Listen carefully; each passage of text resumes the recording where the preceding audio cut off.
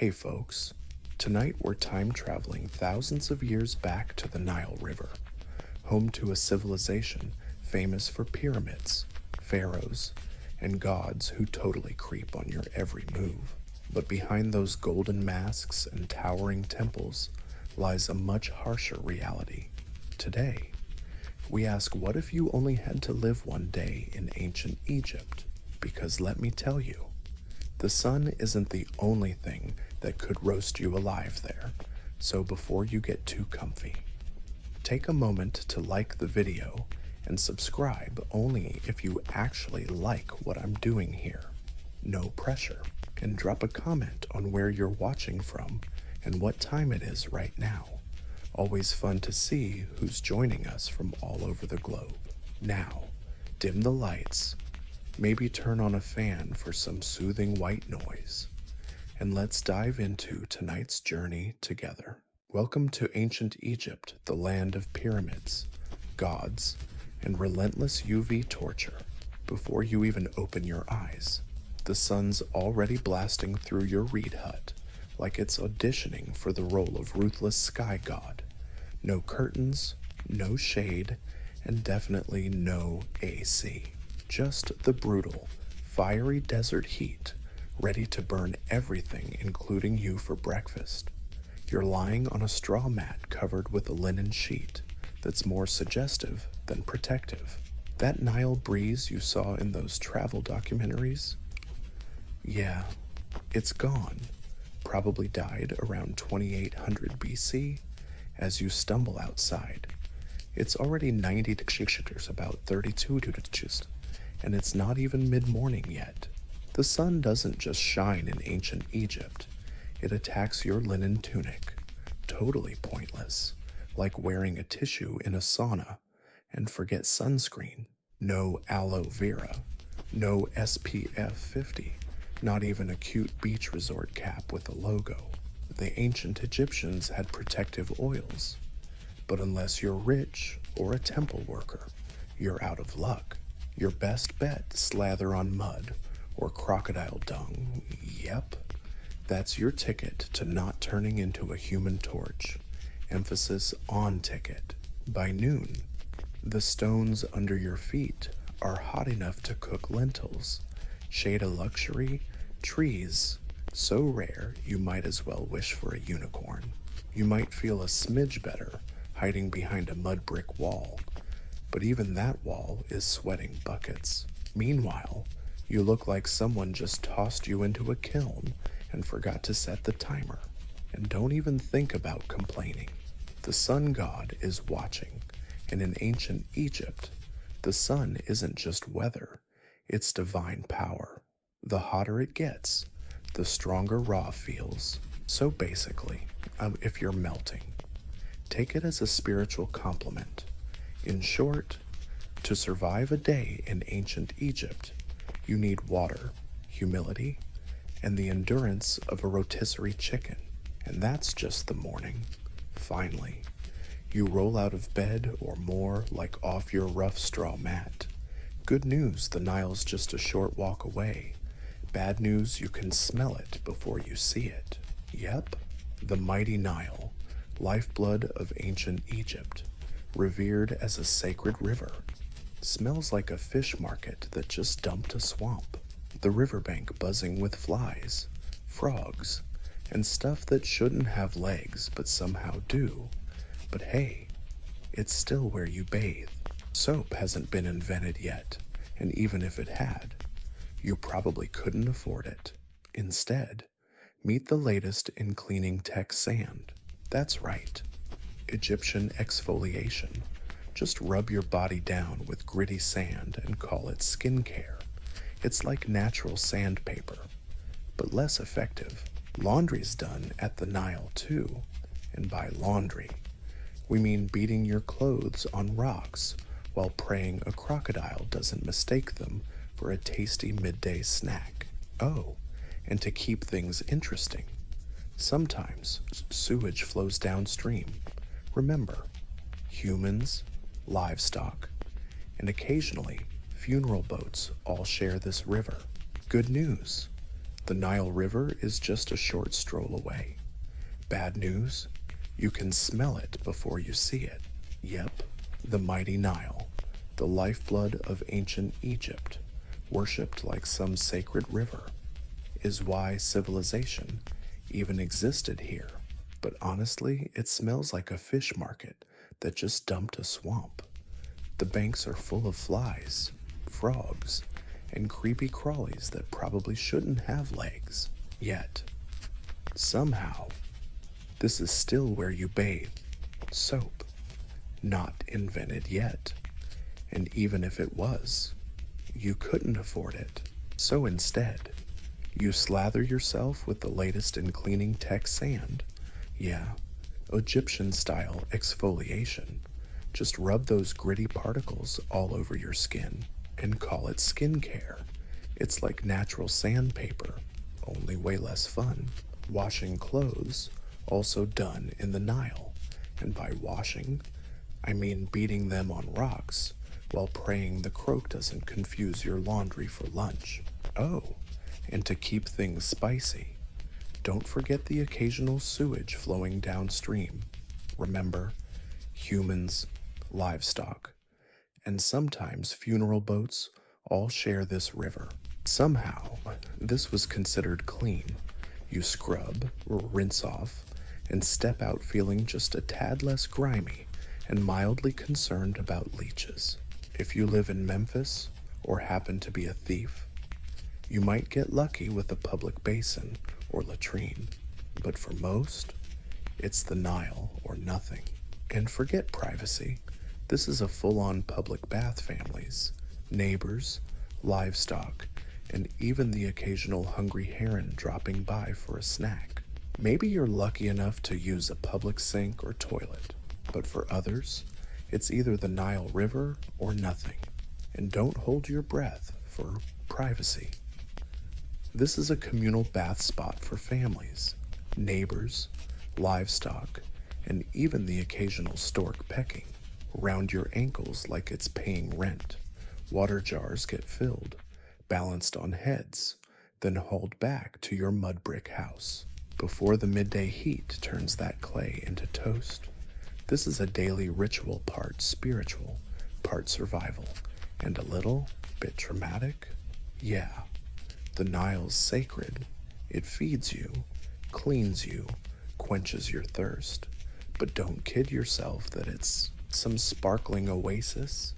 It's both a miracle and a biohazard, and pretty much all you've got. So now, you've bathed in the crocodile-infested Nile, you've scrubbed yourself almost clean, and your skin feels like a roasted fig. Time for breakfast, the most important and least glamorous meal in ancient Egypt. Set your expectations low. No eggs Benedict, no fruit bowls, and absolutely no iced lattes. Breakfast back then wasn't a gourmet event, more like tactical refueling. You sit on a low stool if you're lucky, or just squat in a corner like everyone else. The star of the meal bread, lots of it, dense, coarse, and usually as tough as leather sandals, made from emmer wheat or barley, baked in a clay oven that local rats may or may not be sharing with you. And don't be shocked if your slice has sand in it. Not a topping, just an unwanted ingredient from crushed rocks. Think of it as a daily mineral boost. Then comes the beer, but don't get too excited. This isn't your craft. Fizzy IPA. It's thick, murky, warm, porridge-like, more like a pint of gruel, packed with calories and lightly fermented.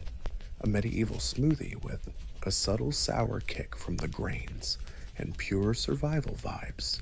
Even kids drink it, not because it's trendy, but because it's safer than water. At least the brewing process kills parasites, unlike the Nile, which, as we just discussed, is basically a petri dish. If you're lucky, and we mean insanely lucky, you might snag an onion or some dried dates to go with your breakfast set. Protein only shows up if someone's caught a fish and didn't eat it raw on the spot.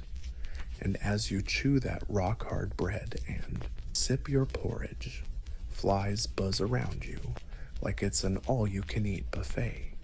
Because, well, it is. You swat them away with one hand, cup in the other, trying not to think too hard about the fact this might be the best meal you'll get all day. Ancient Egyptian breakfast is not about flavor, it's about function. It gives your body just enough fuel to survive until someone hands you another sandy loaf. Bon appetit, you've eaten coarse bread, drank thick beer, and rested just enough to convince yourself this is normal. Now it's time to work. And trust me, ancient Egyptian labor makes modern burnout look like a day at the spa, unless you're a scribe, priest, or royalty. And honestly, you're not royalty. Your job is all muscle and dust. No air-conditioned office, no coffee breaks, no comfy chairs. Just sweat, sand, and the constant risk of collapsing before noon. If you're a farmer, you'll be wading through ankle-deep Nile mud at sunrise, weeding or planting barley under the watchful eye of a supervisor who seems to have a screaming hobby. You're using wooden plows, crude sickles, and your bare hands. Got a backache, congrats. That means you're working. If you're a laborer, things get biblical. Imagine hauling multi-ton stone blocks to build temples under scorching sun, barefoot on gravel slopes, praying for survival. No oceans here. You trip. That's a broken ankle and a shrug from the foreman. Working on tombs is a whole other level. You're chipping away at limestone, carving burial chambers for folks who'll rest longer than you. Mess up a pharaoh's tomb. That's a broken ankle and a supervisor's shrug. Working on tombs is a whole different level of tough. You're smashing limestone, carving burial chambers for folks who'll be resting longer than you. And if you mess up a pharaoh's tomb, let's just say safe work might involve a sealed room and a curse. Ladies, you're not off the hook either. Housework is manual labor too, grinding grain, hauling water, weaving linen, and taking care of kids who still pitch in on the farm. Your break, 7 minutes of baby nap time. Dinner prep means eating on the go. You wipe sweat with your tunic. You keep moving because slowing down means falling behind. And if you fall behind, you get stuck in a sand trap. Since grain is ground between stone slabs, some grit inevitably sneaks into the flour. Behind means someone else grabs your grain quota. And guess who gets the blame? No clock out time. The sun is your boss. When night finally falls, you drag yourself home half dead, covered in dust, dreaming of softer sandals and a less angry sun god. Ancient Egyptian work wasn't just hard, it was endless. A full-body commitment to surviving day after day until your body gives out, or the overseer decides you're not worth feeding anymore. And that's not even the worst part. After sweating it out in the fields or quarries, you might want to complain, maybe about how this job kinda sucks, or why you're doing this again. Stop right there, because in ancient Egypt, complaining wasn't just frowned upon, it was probably treason. Why, because your boss wasn't just a ruler, he was a god. Pharaoh wasn't some lucky-born dude or elected official. He was Horus incarnate, son of Ra, chosen by the heavens to rule Egypt and maintain Ma'at, the sacred cosmic order. In other words, if the Nile floods this year, thank Pharaoh.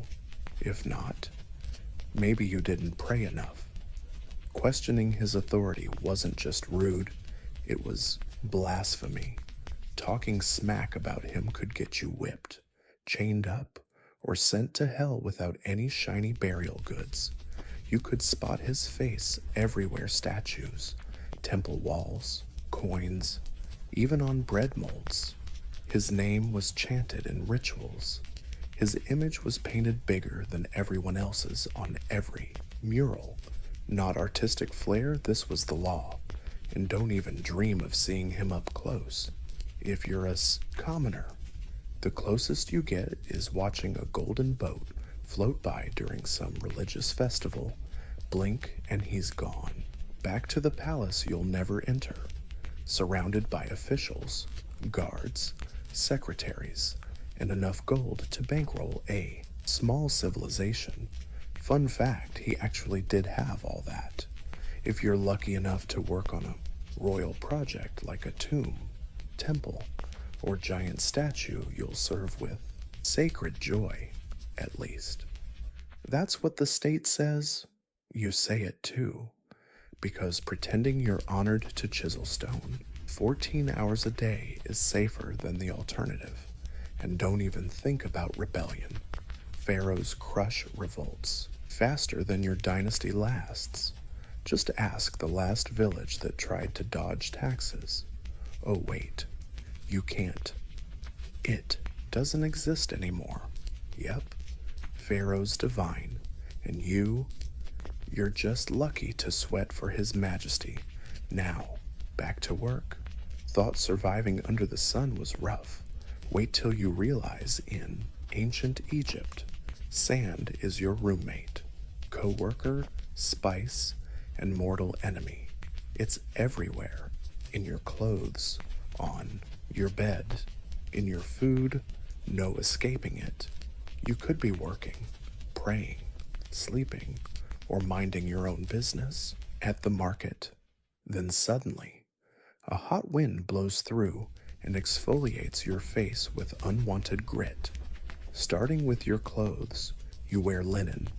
It's light, breathable, and as good at keeping sand out as a mesh screen is at keeping soup in. It slips down your shirt, clings to your skin, and somehow sneaks into every crease you didn't even know you had. Foods, good luck. Every loaf of bread is basically a sand trap. Since flour is ground between stone slabs, a bit of grit always sneaks in. Egyptians didn't just eat wheat, they ate sand too. That's why ancient teeth wear down, flat as river stones. Imagine chewing breakfast while brushing your teeth daily, and if you think your house is sand-free, think again. Your mud brick home has gaps, cracks. The Egyptians didn't just eat wheat, they ate sand too. That's why ancient teeth fossils look polished flat like river stones. Imagine chewing breakfast while giving your teeth a daily sandpaper scrub. And if you think your house is sand-free, think again. Your mud brick home has cracks, holes, and no glass windows, perfect sand traps for the wind. Your floor is basically covered. Your cooking pots are full of it, and your bed. Just a sand pit dressed up as furniture. Best not to wear shoes. Most Egyptians go barefoot, meaning your feet are basically ancient leather flip-flops in the making. If you do have shoes, they're usually just basic sandals made from woven fibers. Maybe fashion, protection, nope, not a chance. Then comes the sandstorm, basically Egypt's divine slap. Sudden, swirling, blinding. 1 minute you're chatting with a friend, next you're spitting dust like someone just dumped a beach right into your eyeballs. Vision drops to 0, and everyone around turns into coughing shadows. In short, sand is that roommate who never leaves, the spice in every meal, and the silent enemy of your eyes, lungs, and self-esteem. It's not just your backdrop, it's part of your body now. And no, you can't wash it off. You've tried the Nile, which probably has more sand than you do. In ancient Egypt, religion wasn't. just a weekend hobby. It was the operating system for everything: work, diet, hygiene habits, bedtime rituals, all decided by gods who clearly had some very specific opinions. First, get this, gods were everywhere. Your town had temples for dozens of gods, each with some crucial job. There was Ra, who drove the sun across the sky like it was a divine sports car. The god of wisdom handled record keeping and the moon's schedule. Sobek, part crocodile, part nightmare, guarded the Nile. And Bastet, the cat goddess, basically ran PR. Forget personal freedom. Your daily routine revolved around keeping these guys happy.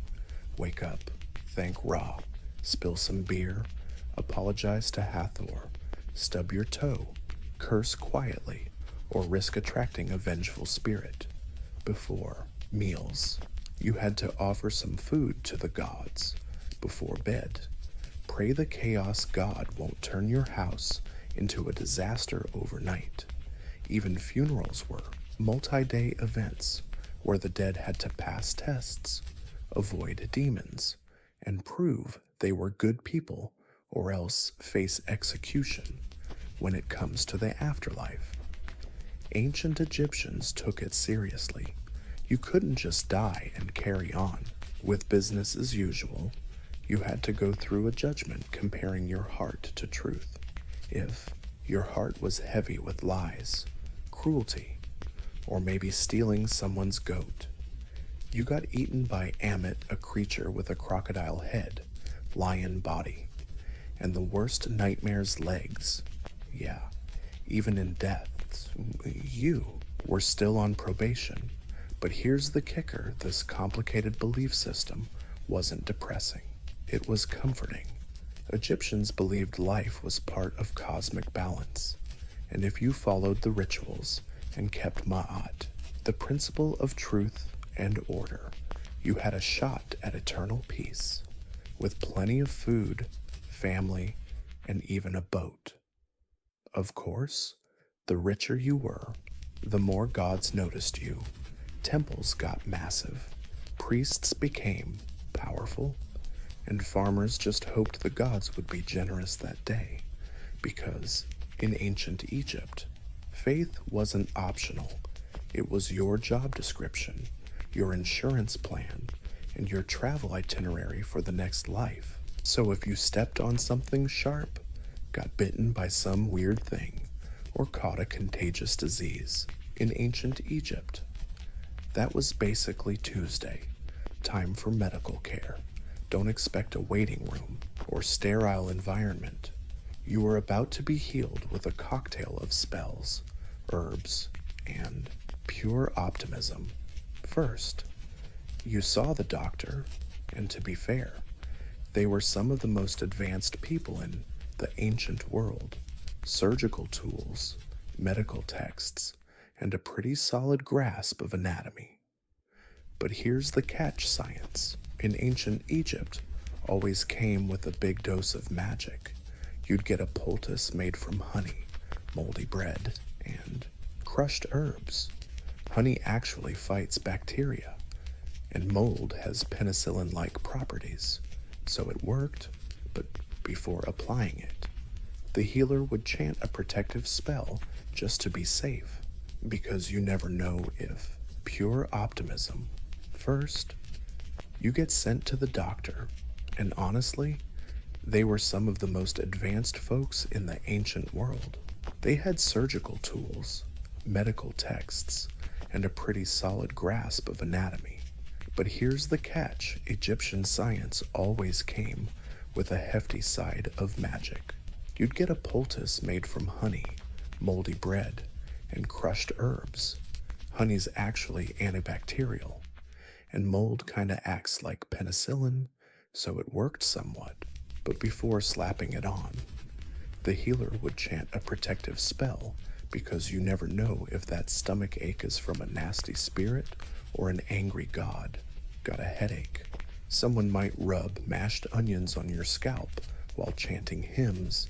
Sounds legit, right? Slather cow dung mixed with dates on your chest and see what happens. Eye infections, time for a gooey mix of lizard blood, ochre, and beer, plus a prayer to Horus. Surgery.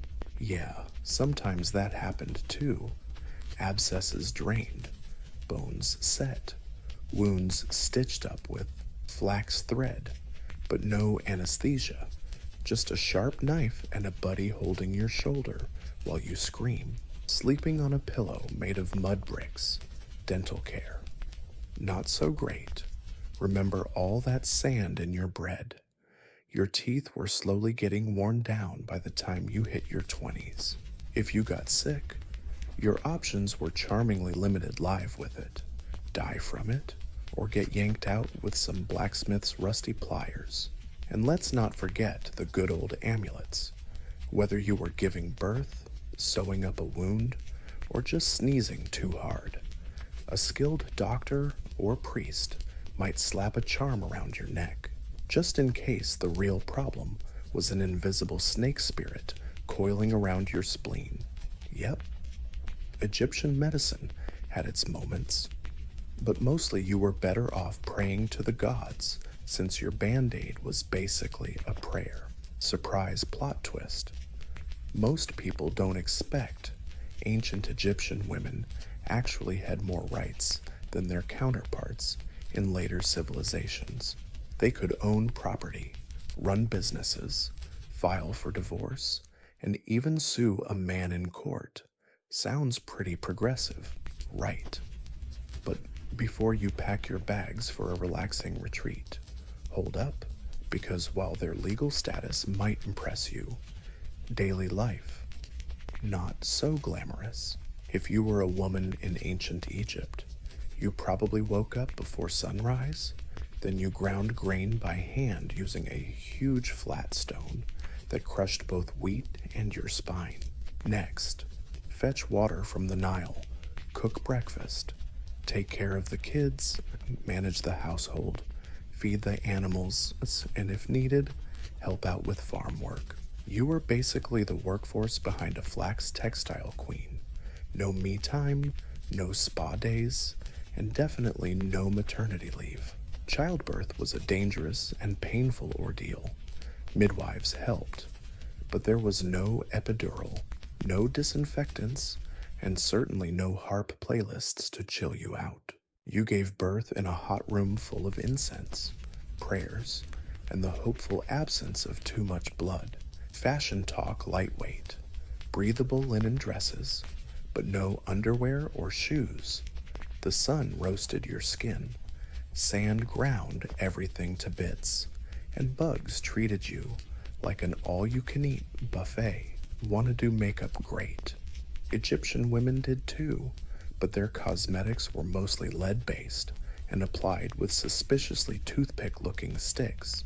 Now, if you were lucky enough to be born into a wealthy family, things got a bit better.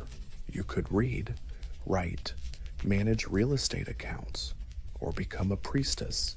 If you were born royal, you might even become pharaoh, like Queen Hatshepsut or Cleopatra, ruling with brains and killer eyeliner. But if you were poor, your legal status might be legit, but your reality was all about grit. You worked, sweated, bent over, carried loads, gave birth, buried the dead, and prayed. You weren't bound by laws, you were bound by survival. Still, Egyptian women had autonomy, and that mattered. They could speak in court, keep inherited property, and didn't become their husband's possessions after marriage. Compared to many ancient societies, that's a pretty big deal. Yeah, Egyptian women had rights, but comfort that was reserved for statues and goddesses, not the woman with flower-covered elbows swatting flies off a toddler. You've just survived another exhausting day in ancient Egypt. You ate hard bread, hauled water buckets, dodged divine wrath, and maybe even escaped a sandstorm. Time to relax. Right? Nope. Because in ancient Egypt, The real challenge started after death. Death wasn't the end. It was just the start of a bureaucratic nightmare through the underworld. And if you thought the work supervisors were strict, wait until you meet the gods judging you. First, your soul heads to the Hole of Maat. There, before a court of 42 gods, you have to declare your innocence in the oldest legal testimony known to history. You say stuff like, I did not steal, I did not lie, I didn't hide my neighbor's donkey, all while hoping the gods buy it. Then comes the heart test. Literally, your heart is weighed against Maat's feather, the symbol of truth, justice, and balance. If your heart is heavier than the feather, well, let's just say your life choices didn't exactly scream you model citizen. Life sucks. Enter Amit, part lion, part crocodile, part hippo, all terrifying. She doesn't just catch you, she doesn't find you. She eats your soul. Poof, gone forever. No afterlife, no do-overs, just eternal nothingness in a culture obsessed with eternity. That's the ultimate punishment. And honestly, it's probably for the best. You can screw yourself over, not just by what you do, but what you say.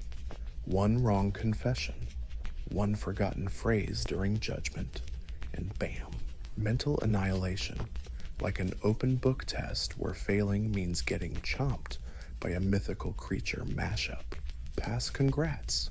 You get to hang out in the field of reeds, Egypt's version of paradise, peaceful, full of boats, crops, family, and maybe fewer sand fleas. But the stakes are high.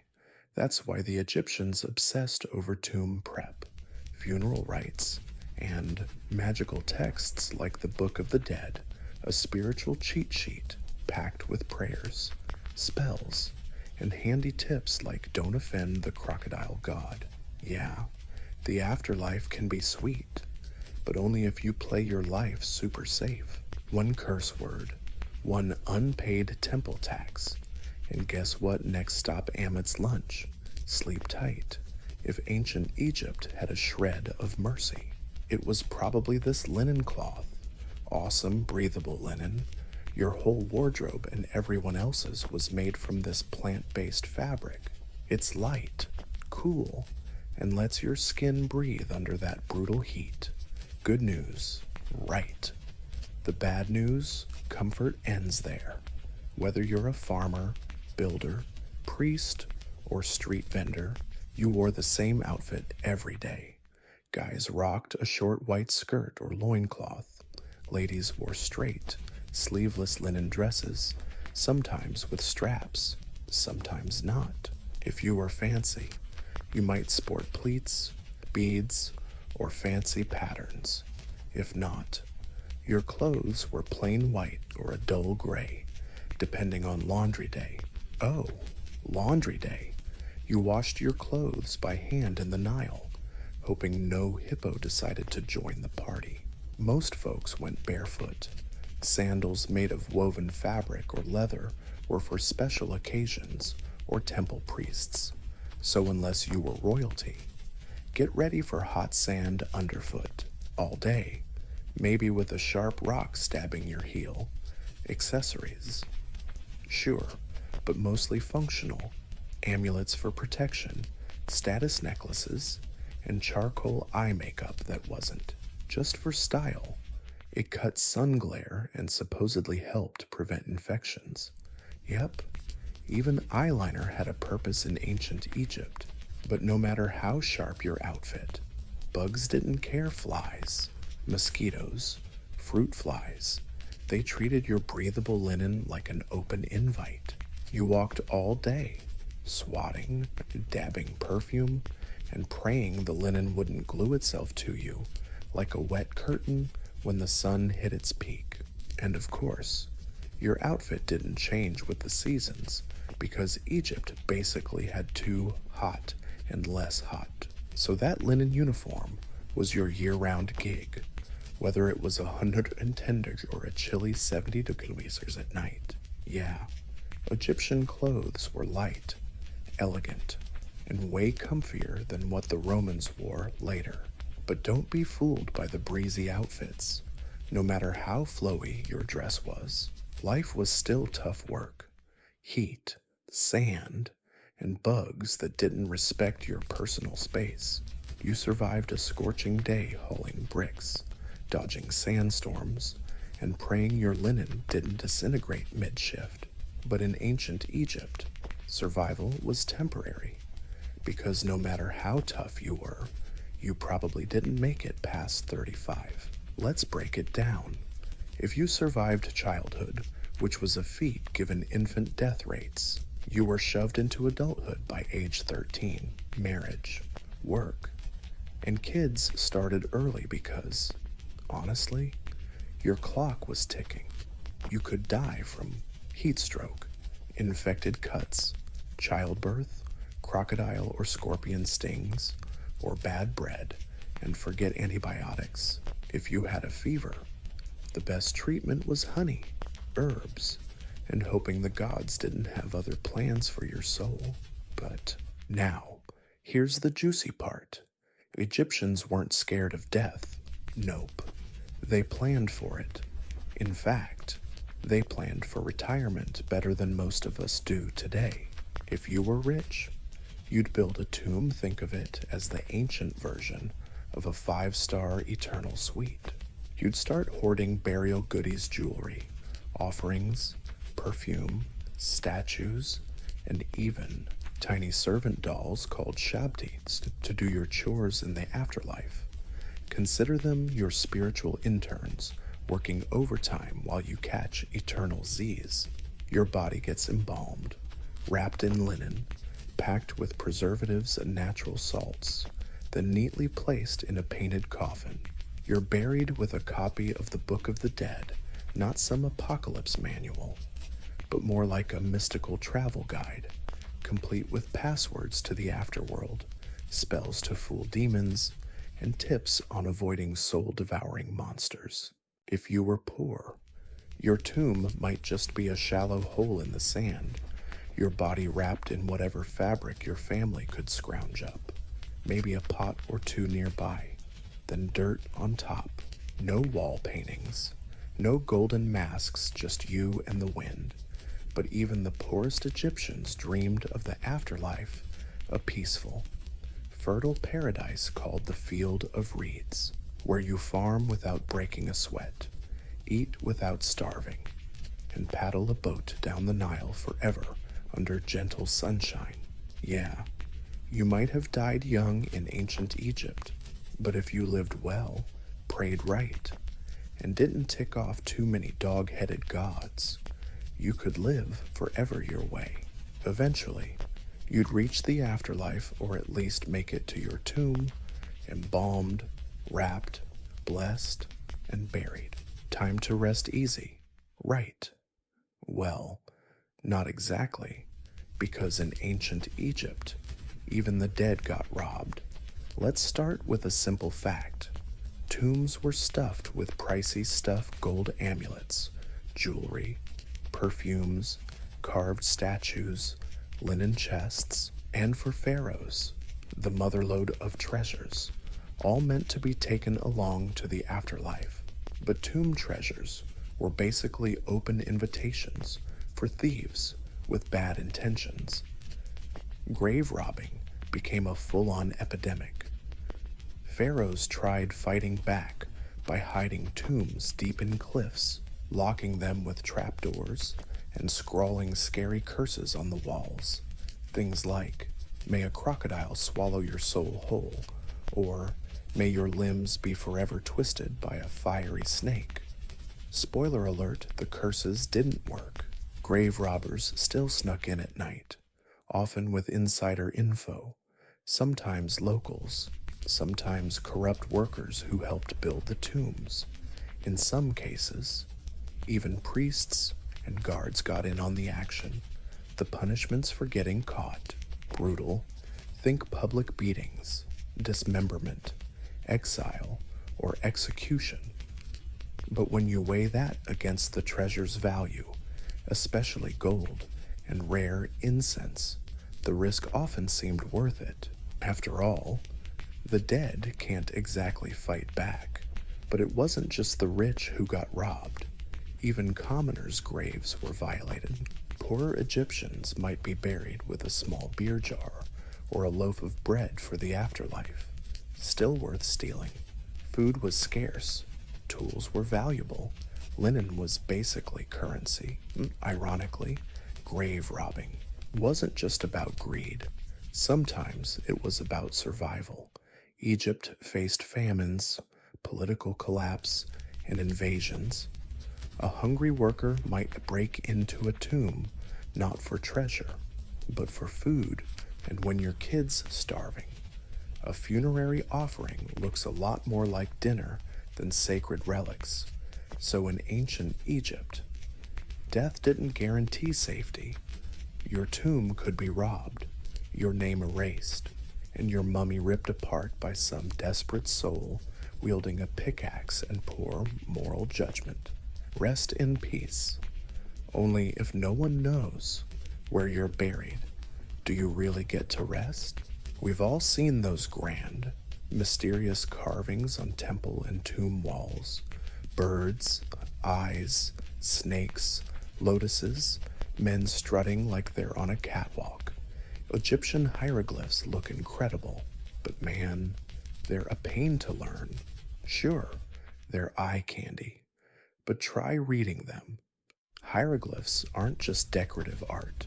They were a full-on writing system with over 700 characters and growing. Some symbols stood for whole words, others were sounds, and many were these little helper words to clear up meaning. Because, writing the word star using an actual star symbol might be a bit too simplistic. And don't expect any spaces or punctuation. Ancient Egyptian writing was basically a long, beautiful puzzle with artistic flair, 0 vowels, and it required some serious context skills. Oh, and it could be written left to right to left, or top to bottom, depending on the writer's mood that day. The trick: watch which way the birds or people are facing. That's your reading direction. Facing right, red right. Facing left, red left. And if they're upside down, good luck with that one. Learning hieroglyphs isn't for the faint of heart. Literacy was super rare. Maybe 1% of the population could read and write. If you wanted in, you had to become a scribe, which meant years of hardcore studying from childhood. You'd memorize hundreds of symbols, copy endless scrolls, and practice so much your hand might bend into a claw by age 15. But hey, the payoff was huge. Scribes were respected, well-fed, and never stuck hauling bricks under the blazing sun. Instead, they wrote tax records, court documents, letters, and religious texts. Super important stuff that saved them from manual labor. In a world where writing meant power, scribes quietly ruled from the shadows. Meanwhile, for everyone else, writing was pure magic, literally. Hieroglyphs were believed to hold sacred powers. Writing someone's name could preserve their soul, erasing it. Total spiritual annihilation. Yep, spelling really mattered. So although hieroglyphs might look like ancient emojis, they're more like a Rubik's Cube of language wrapped in mythology, math, and mystery. Beautiful, sure, easy to learn. No way. After 14 chapters of heat, hunger, sand, superstition, and hard labor, it's time for the big question. Could you survive a day in ancient Egypt? Let's be honest, probably not. Sure, it's easy to romanticize the ancient world. Golden tombs, lotus-scented air, elegant hieroglyphs, animal-headed gods who loved order and beauty. But behind the iconic statues and stunning art was a brutal, no exceptions reality, reserved only for the elites. An average Egyptian's day started on a dirt floor, surrounded by flies, thinking, if I don't work, I don't eat. You'd walk barefoot on scorching sand, carry water, cook over fire, live with bugs, smoke, and farm animals. You'd worry about disease, divine punishment, and whether a snake might slither into your sleeping mat. No toothpaste, no medicine, no retirement plan.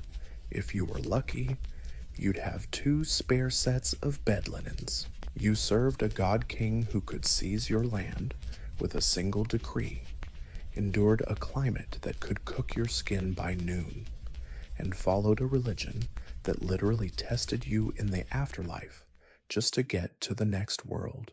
And don't forget what you didn't have: no antibiotics, no sunscreen, no privacy, no plumbing, no painkillers, and 0 easy escape routes.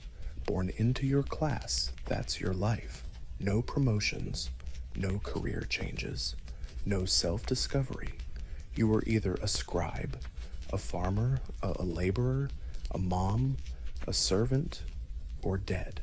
Yet despite all this, ancient Egyptians weren't miserable. They deeply believed in their gods, their purpose, and the beauty of life. They loved music, dancing, food, family, and festivals. They joked around, painted pictures. They imagined eternity so vividly they built stone monuments that still stand today. But for a modern person without AC, clean water, Advil, sneakers, and a smartphone, you'd collapse before the second sandstorm hit. So no, you wouldn't survive a day in ancient Egypt. But hey, that's okay. But for us modern folks, without AC, clean water, Advil, sneakers, and a smartphone, you'd be down for the count before the second sandstorm even hits. So no, you wouldn't last a day in ancient Egypt. But hey, that's okay, because these civilizations lasted thousands of years. And maybe, just maybe, that's why we're still talking about them. Right in the heart of ancient Teotihuacan stands a pyramid you just can't forget. Its surface isn't decorated with peaceful symbols of faith or cuddly gods, but dozens of stone snakes bearing fangs and snarling. They jut out from the temple's facade, frozen mid-roar, fangs bared, eyes wide open. This is the Temple of the Feathered Serpent, better known as the Temple of Quetzalcoatl. But unlike most temples pointing respectfully at the sky, this one gives off a very different vibe, more like you're the prey. The minute you get close, you get this weird feeling you're being watched.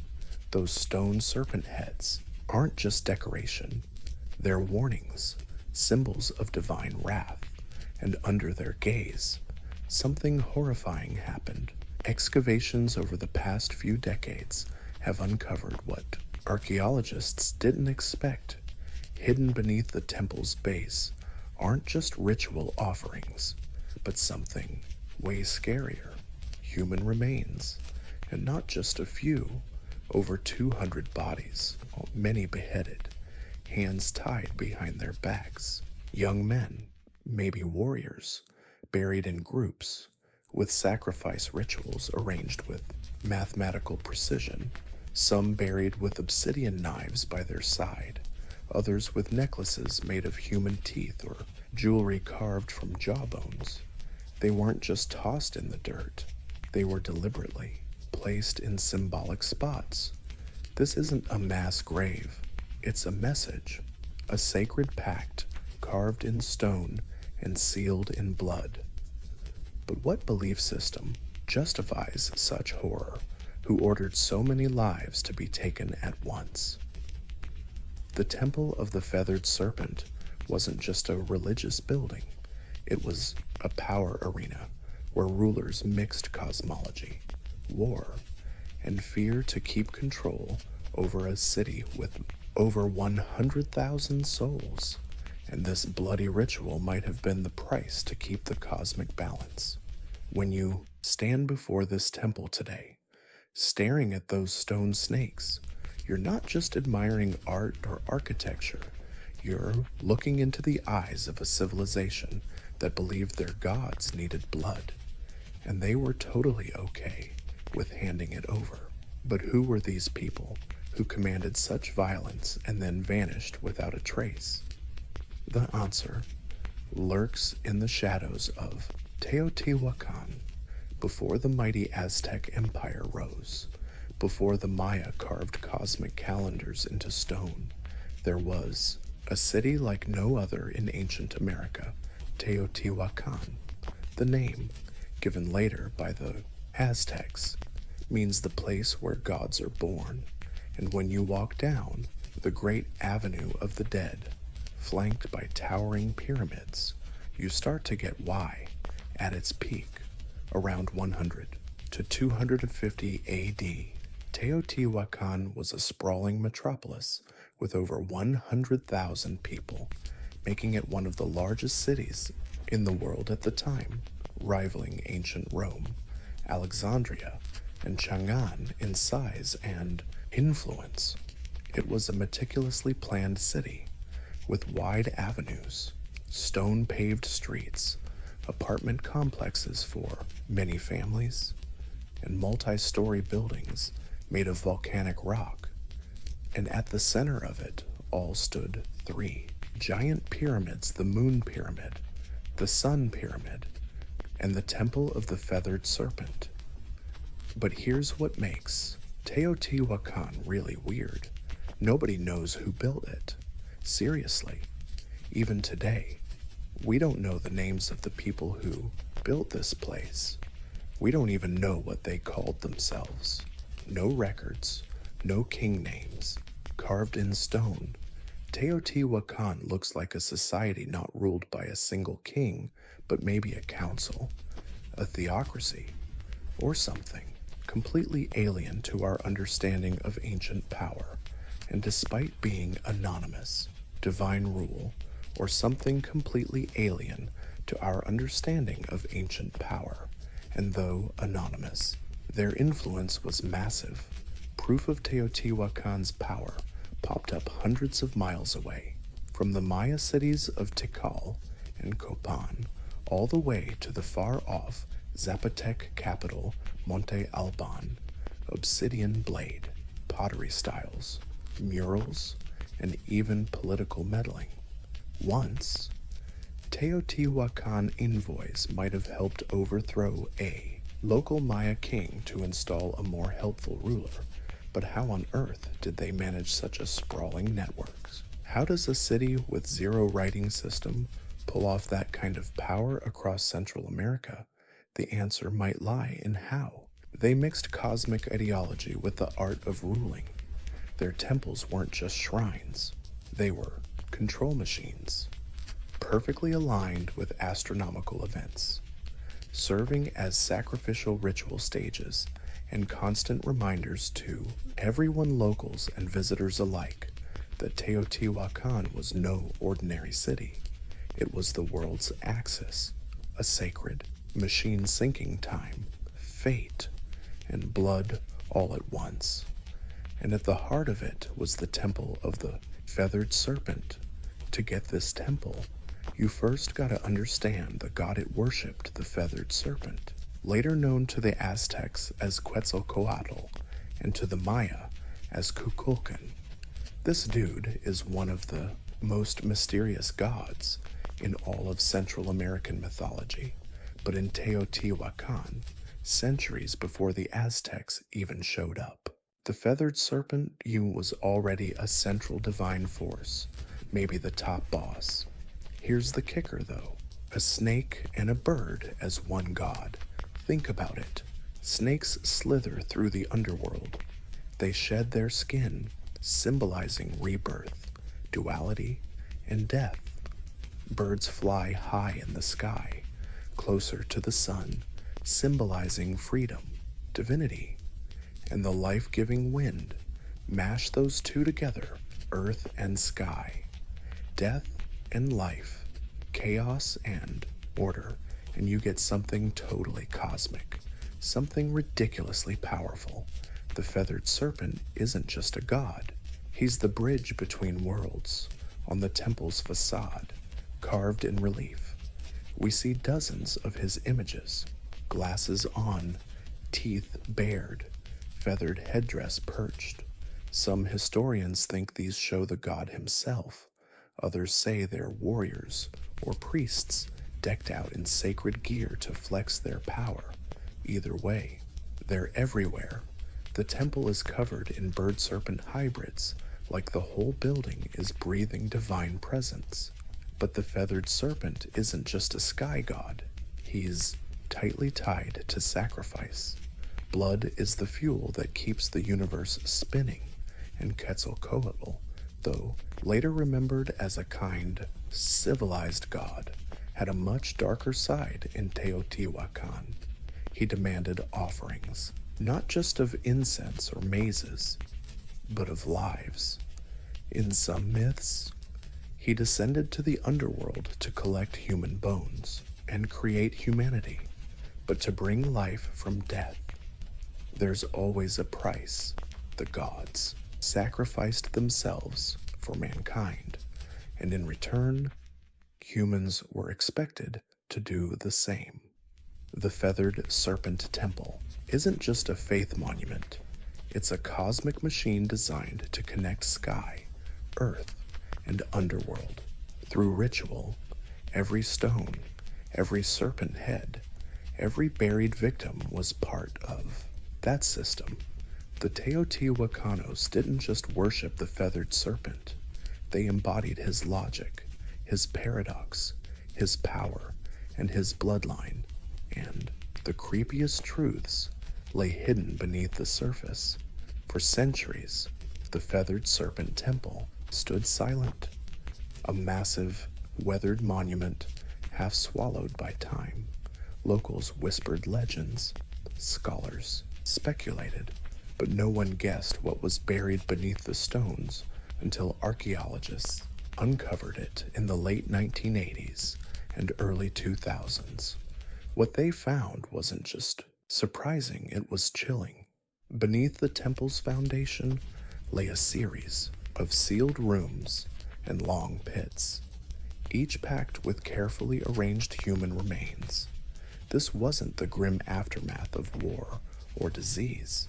These were deliberate, systematic, ritualistic, and cold-blooded sacrifices.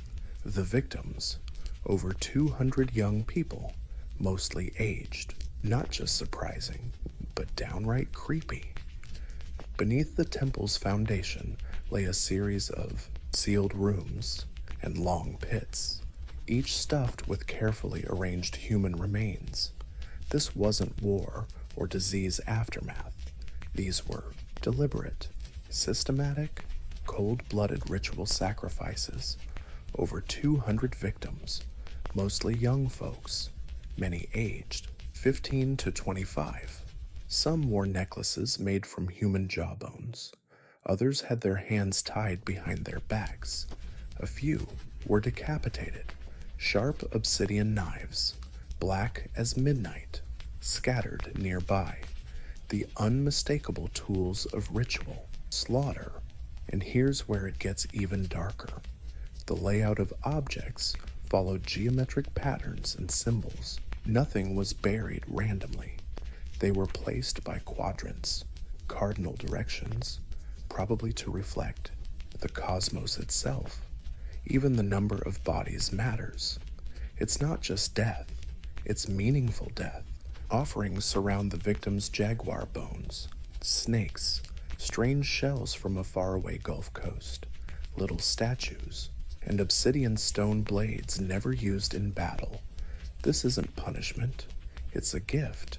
These young guys, probably warriors, weren't chosen to die in disgrace, but to die as part of something higher, For the Teotihuacans, building a temple might demand human sacrifice. Like every stone had to be sanctified with blood. Each layer only rose after sacrifices were made. The deeper you dig, the more sacrifices you find in one room. Archaeologists found complex tunnels filled with mercury and mica. Linked to the underworld, the floor sparkled like water. Is this the symbolic path to the land of the dead, a mirror reflecting the night sky? The more they excavated, the more they felt the temple wasn't built on death, it was built to contain it. Blood didn't just stain the stones. These stones held the blood, all for the gods. Take a closer look at the feathered serpent temple, and you'll notice something weird, something creepy. It's not just sitting on the landscape, it's aligned with the cosmos. Teotihuacan wasn't slapped together randomly. The whole city is laid out along precise cosmic axes. The main avenue of the dead is off by 15 degrees from true north. Not a mistake, but a deliberate shift. Maybe to match the Pleiades star cluster or the sun on certain ceremonial days. The feathered serpent temple sits right on this avenue, tying it into the grand cosmic blueprint. But why? What were they trying to connect with? Archaeologists and researchers have debated this for decades. Some say the temple aligns with the sunrise at the spring equinox. Others think it relates to Venus, the most sacred planet to Mesoamerican civilization, often tied to war, sacrifice, and rebirth. When Venus rises or sets, wars kick off, offerings go up, and the temple lights up with fire rituals. Even the size of the temple seems intentional. The repetition of the number 7, the count of visible celestial bodies, appears on its steps. There's symmetry, rhythm, and an insane understanding of both earthly math and cosmic cycles. And beneath the surface, there's even more clues. In 2003, archaeologists found a tunnel under the temple, not some crude passage, but a purpose-built underworld. The walls were once coated in pyrite dust, a glittering mineral that reflects light like stars, combined with mercury pools and ultra-smooth walls. The tunnel seems designed to mimic the universe itself. Walking through it is like passing through the Milky Way, a symbolic journey to the underworlds, or maybe even to rebirth. This temple wasn't just a sacrifice site, it was a cosmic machine, a gateway connecting earth, sky, and spirit world. Some scholars believe Teotihuacan saw time as circular, not linear. Every ritual, every building, every sacrifice wasn't a one-time event. It was part of an eternal cycle. Death leads to renewal. Sacrifice fuels rebirth. The temple's layout probably helped predict celestial movements, coordinate crops, and most importantly, schedule blood offerings. The feathered serpent temple isn't just for stargazing, it's trying to talk to them. The feathered serpent temple isn't just a spiritual lighthouse, it's a political weapon. Its design aims to dazzle, intimidate, remind everyone, locals or outsiders, who holds the power in a warning. Reminding everyone, locals or outsiders, who really held the power in Teotihuacan. Imagine standing under that shadow 800 years ago. You, a visitor from a smaller city, arrive at the great Avenue of the Dead, overwhelmed by Teotihuacan's colossal scale. But when you reach the feathered serpent temple, you freeze. Snake heads glare at you, fangs bared. The jaguar symbol growls from stone. The plaza out front once hosted massive gatherings. not just for, but also for public rituals. You might even catch a sacrifice or two. The ruling elite of Teotihuacan got one thing right: fear is power, and nothing sparks fear like divine wrath. By staging daylight executions surrounded by cosmic symbols and death imagery, they sent a crystal clear message: the gods are among us, and we're not shy about feeding them. But this isn't chaos. This is theater, feathered headdresses, and obsidian masks, chanting, dancing, bloodshed, turning cosmic myth into a political show, not just to please the gods. The real goal: remind everyone that the city rulers had direct hotline access to the divine. Only they could open the sky or call the rain, protect the people or obliterate enemies. Even the architecture backs up this propaganda. From the temple's upper tiers, leaders looked down on the plaza. They controlled not just the story, but the physical space where the story played out. People looked up to the gods, the rulers, the sacrificial offerings, and knew their place. And for outsiders, Teotihuacan didn't need conquering by sword. It conquered with symbols. Visiting dignitaries took home tales dripping with awe and fear. They talked about feathered snakes, endless avenues, blood rituals lighting the sky on fire. In a world where gods ruled by terror, Teotihuacan claimed to be their chosen mouthpiece, and the feathered serpent temple was their loudest voice. At its peak, Teotihuacan was the beating heart of Central America, a city of fire and stone, gods and blood, a city that seemed built to last forever. But around 550 CE, things went sideways. Something broke, and the silence that followed was as cold as those stone snake heads in the temple. Teotihuacan's fall wasn't loud or glorious. It was slow. Then sudden stress signs popped up decades earlier, signs that the cosmic engine was sputtering. Evidence points to a long drought, crop failures, and social unrest. The very systems holding this megacity up: centralized power, religious dominance, cosmic order, started to crack under pressure.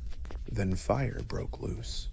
Archaeologists found layers of burning across complexes, temples, and elite administrative buildings, including signs of brutal destruction at the feathered serpent temple itself. Oddly, the lower residential areas mostly stayed intact. This wasn't an outside invasion. It was an uprising, maybe even a rebellion from within. People who once watched sacrifices in fearful awe might have risen up against the priest kings. The temple of the feathered serpent, once a symbol of divine power, got looted, sculptures smashed, fire raged, ritual spaces desecrated, then silence. Teotihuacan didn't vanish overnight, but it lost its soul. Trade networks collapsed, art production halted, big rituals stopped, the ruling class disappeared, the temple fell mute. Yet the mystery deepens, because as the city faded, its memory lived on. Centuries later, the Aztecs came to the Valley of Mexico and stumbled upon these ruins. They were clueless. They believed the gods built this place. They named it Teotihuacan, the place where gods are born. They spun their own legends around the pyramids, worshiping it as sacred ground, even though they had no clue who actually built it first. To them, the feathered serpent temple wasn't a ruin. It was a relic of holy truth. But here's the kicker. The most powerful city of its time, built on cosmic order and blood, vanished without leaving a single written record. No final notes, Just stones and endless questions. Looks like the gods decided to silence for over 1,000 years. The feathered serpent temple lay buried under layers of dust, volcanic ash, and just plain silence. The locals steered clear. Farmers only plowed around it, and the world forgot about it until the age of modern archaeology showed up and started digging into its hidden secrets. Early 20th century, Mexican archaeologists began excavating Teotihuacan. What they found was jaw-dropping, a perfectly designed city way older than the Aztecs.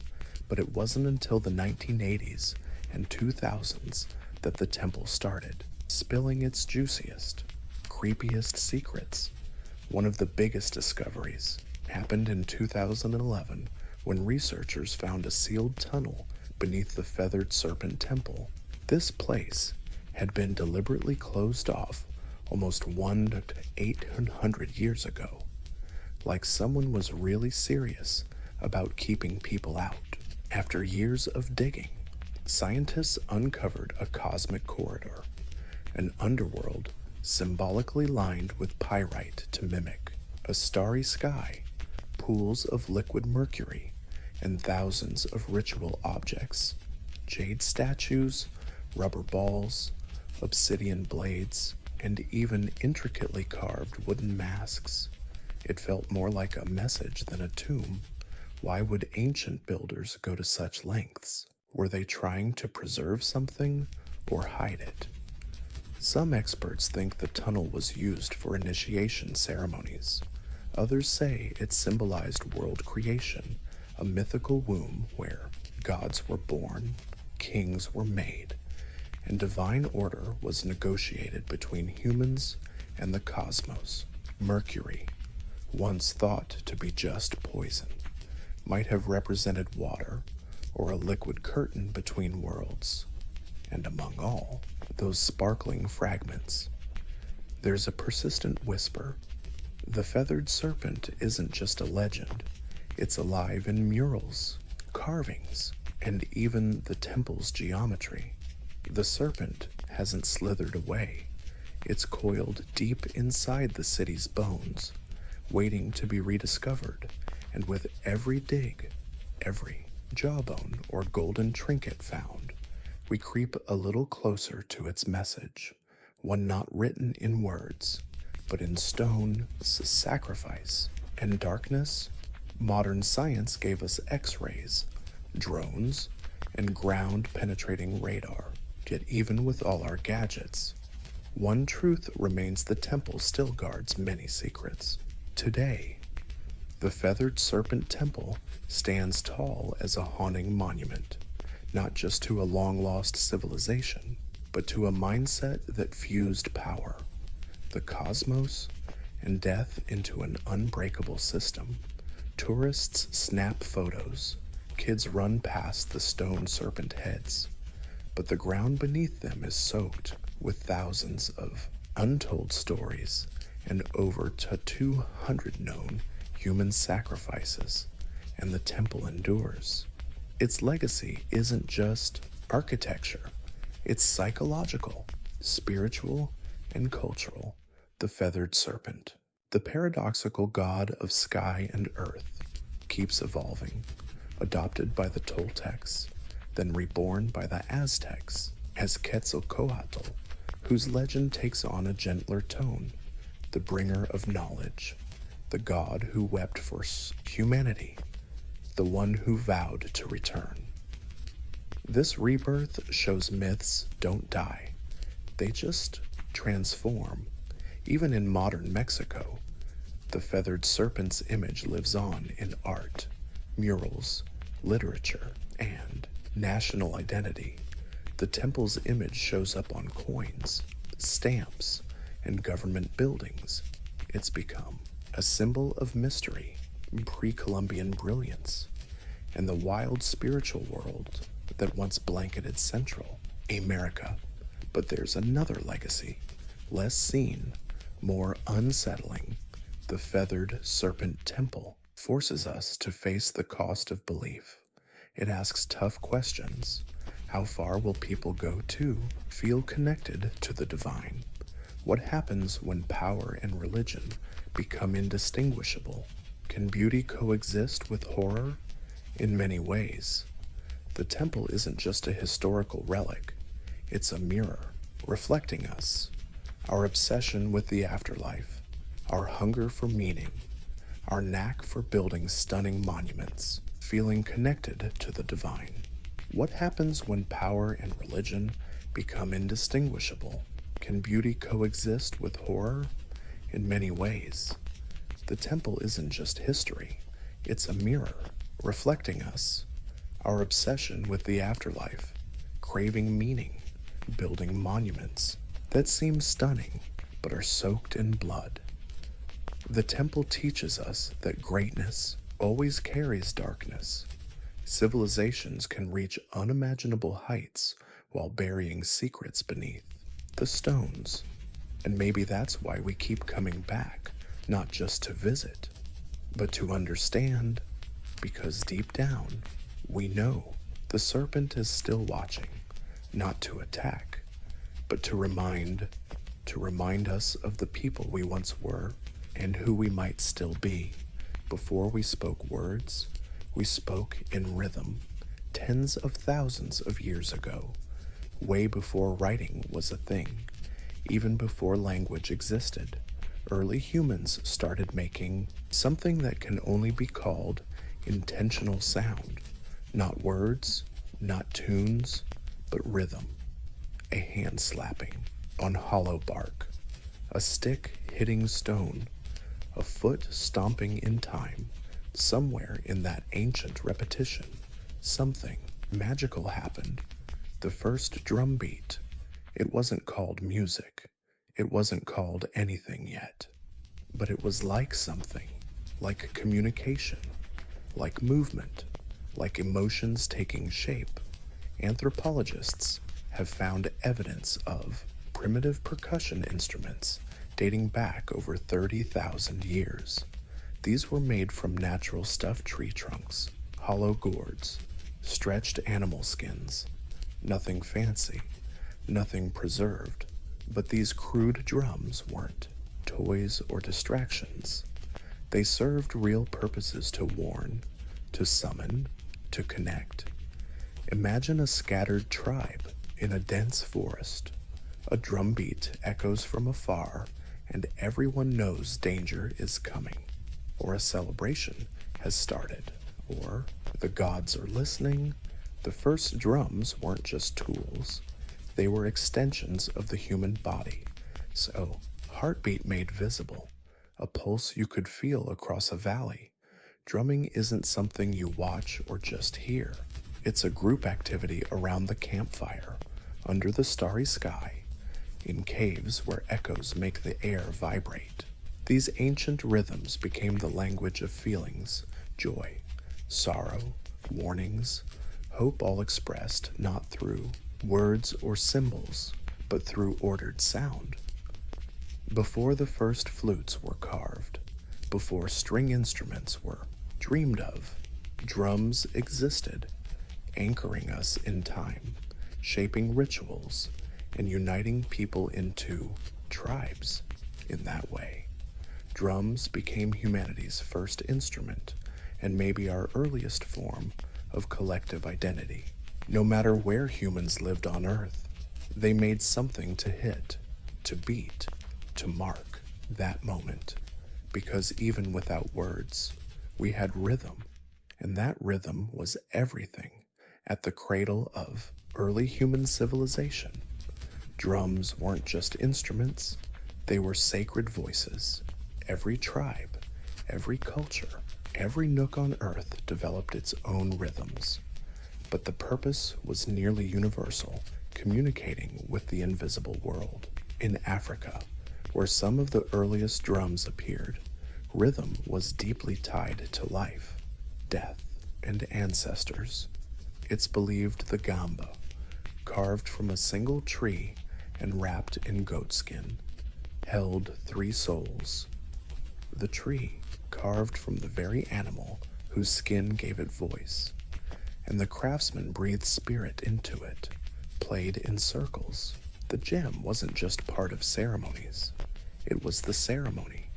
Then there were talking drums that could imitate human voices through pitch and tone.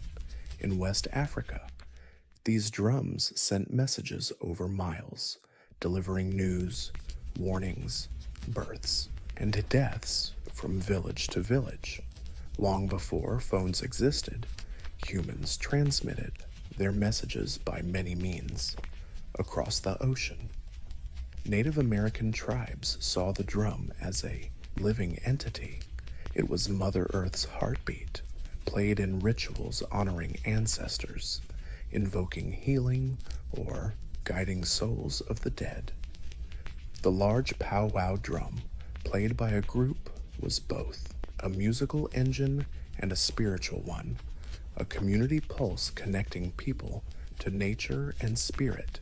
In Australia, Aboriginal people used clapsticks and stomping during sacred dreaming times, a mythical era of creation, using clapping sticks and stomping during sacred dreaming time, a legendary creative era. Up in the Arctic, Inuit shamans drum frames to enter trance states, chasing visions or chatting with spirits through the long, dark winters. This isn't a show, it's survival, healing, storytelling, and connection. Drumming is remembering, drumming is belonging, and it's always about community. Drums bring people into sacred circles, syncing hearts and intentions. No playlists, no stage, just bodies moving, hands pounding, souls vibrating, all locked in by rhythm. Doesn't matter where you are on this planet. If you hear drums in the distance, you know something sacred is happening, something words can't even touch. From holy circles to bloody battlefields, drums keep beating, sometimes chill, sometimes commanding. As human societies evolved into kingdoms and the empires, drums turned into tools of power, order, and fear. The first armies had no radios or loudspeakers. They had drums in ancient China. Giant drums called gong were used to coordinate armies across vast terrain. One booming blast, and commanders could signal attacks, retreats, or flanking moves. These drums weren't just loud, they were tactical. Every beat meant something specific, and soldiers were trained to listen, even in the chaos of battle.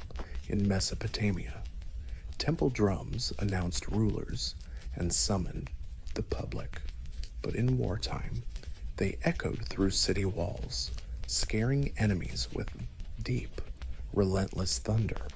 It wasn't just percussion, it was psychological warfare. When the Romans marched, they carried the tympanum, a framed drum used in parades and ceremonies, like worshiping Cybele. Not exactly battlefield gear like trumpets and standards, but it carried symbolic power, the sound of empire, discipline, and order. But no army used drums quite like the Ottomans.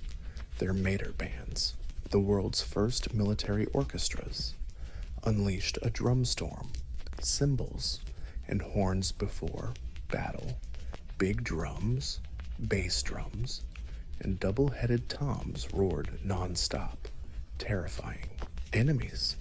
Some European accounts describe soldiers freezing in panic before even seeing the Ottoman troops. Paralyzed by the sound, drums also boosted battlefield morale at royal palaces across Asia, Africa, and Europe. Drum corps signaled appearances, marked coronations, and emphasized political rituals. Drumming said loud and clear, "Power is here." Even slaves in the Americas used drums as a tool of resistance on plantations. Rhythmic communication kept culture alive and helped organize secret uprisings. Drums even under oppression, refused to be silenced. So whether signaling sacred power, military discipline, or raw fear, drums always carried one message.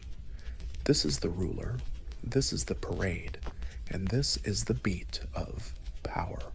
As civilizations spread across continents, so did their rhythms, evolving in form, purpose, and philosophy. In the East, drums became tools of precision, spirituality, and ritual. In the West, they leaned into military might and eventually the grandeur of orchestras. Two worlds, two paths, one heartbeat. In India, drums became a sacred instrument of divine language, sharp, graceful sounds used in classical music and religious performances. But it wasn't just background music, it was conversation. Every drumbeat had a name, else meaning, a distinct identity. Indian drums weren't just percussion, they were spoken poetry, practiced art, over decades. Drummers weren't just musicians, they were rhythm linguists.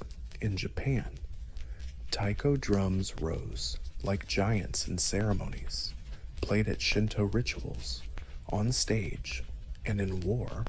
Shinto demands not just skill, but physical discipline. Drummers move with the precision of craftsmen, their stance solid as warriors. At festivals, taiko echoes through mountain valleys, believed to chase away evil spirits and summon gods down to earth. Just physical discipline. Drummers move with the precision of artisans, their stance firm like warriors. At festivals, taiko drums echo through mountain valleys, believed to chase away evil and call gods down to earth. Meanwhile, in Indonesia, kendang drums lead the hypnotic flow of gamelan orchestras, guiding dancers and musicians in sacred temple rituals. These rhythms layer, intertwine, and feel celestial, mirroring the sounds of cosmic harmony across the world. In Europe, drums tell a different story, mostly practical back then, signaling soldiers, marking time, enforcing discipline during the Middle Ages. It wasn't until the Renaissance and Baroque that drums stepped into the spotlight of official music. Even then, they were just the backbone. The drums roared under royal fanfare or echoed through grand cathedrals. This difference shows two philosophies. The East sees rhythm as an art and a spirit, connected to breath, hymns, and meditation. The West sees it as structure and power, a tool to rally troops, march, and measure time. But both get the core power of drums, shaping time, controlling pace, elevating rituals, connecting people beyond words, east or west, sacred or strategic. Drums are always central, always listening, always speaking. From mountaintop temples to jungle clearings, from desert fires to candlelit churches. Drums have a spot where humans meet the divine, long before organized religion took root. Rhythm was a sacred language, a way to pray, to summon, to transcend. In Africa, drums aren't just instruments, they're spiritual beings. For example, in Yoruba tradition, Bata drums communicate with the Orisha gods and ancestral spirits. The drummer isn't a performer, he's a priest. The rhythms he plays are coded prayers, inviting gods to descend and dance among the living. Every beat has a purpose, every rhythm points a direction. In Hinduism, drums even appear in the hands of gods. Shiva, as Nataraja, dances the cosmic dance of creation and destruction, holding a tiny hourglass-shaped drum. The Damaru, Its beat symbolizes the pulse of the universe itself, from silence to sound, from void to form. Drums are the heartbeat of the sacred in Buddhism. Ritual-framed drums are used in chants and meditation ceremonies at monasteries. Their slow, gentle beats guide breath and awareness, acting like a metronome for the soul, not loud, not aggressive, just a gentle nudge back to the present moment, over and over again, across the Americas. Indigenous tribes use drums in soul-seeking rituals, sweat lodges, and healing ceremonies. The steady, constant drumbeat mimics the rhythm of the womb, helping participants enter trance states or connect with ancestral spirits. In these spaces, drums aren't just background music for prayers, they are the prayer. Even in Christianity, where rhythm often takes a back seat, drums hold a sacred role in gospel traditions, especially among African Americans in church. Drums become a vehicle for praise and power, the heartbeat behind soaring voices. In worship, a reminder of struggle, hope, and the sacred rhythm in every life, no matter the faith, ritual, or deity called on. Drums remain ever present, not just decoration, but vessels of energy, intention, and mysteries words fail to capture, because when words lose their power in worship, rhythm stays and the divine always listens. For thousands of years, drums stood alone, one body, one sound, one purpose.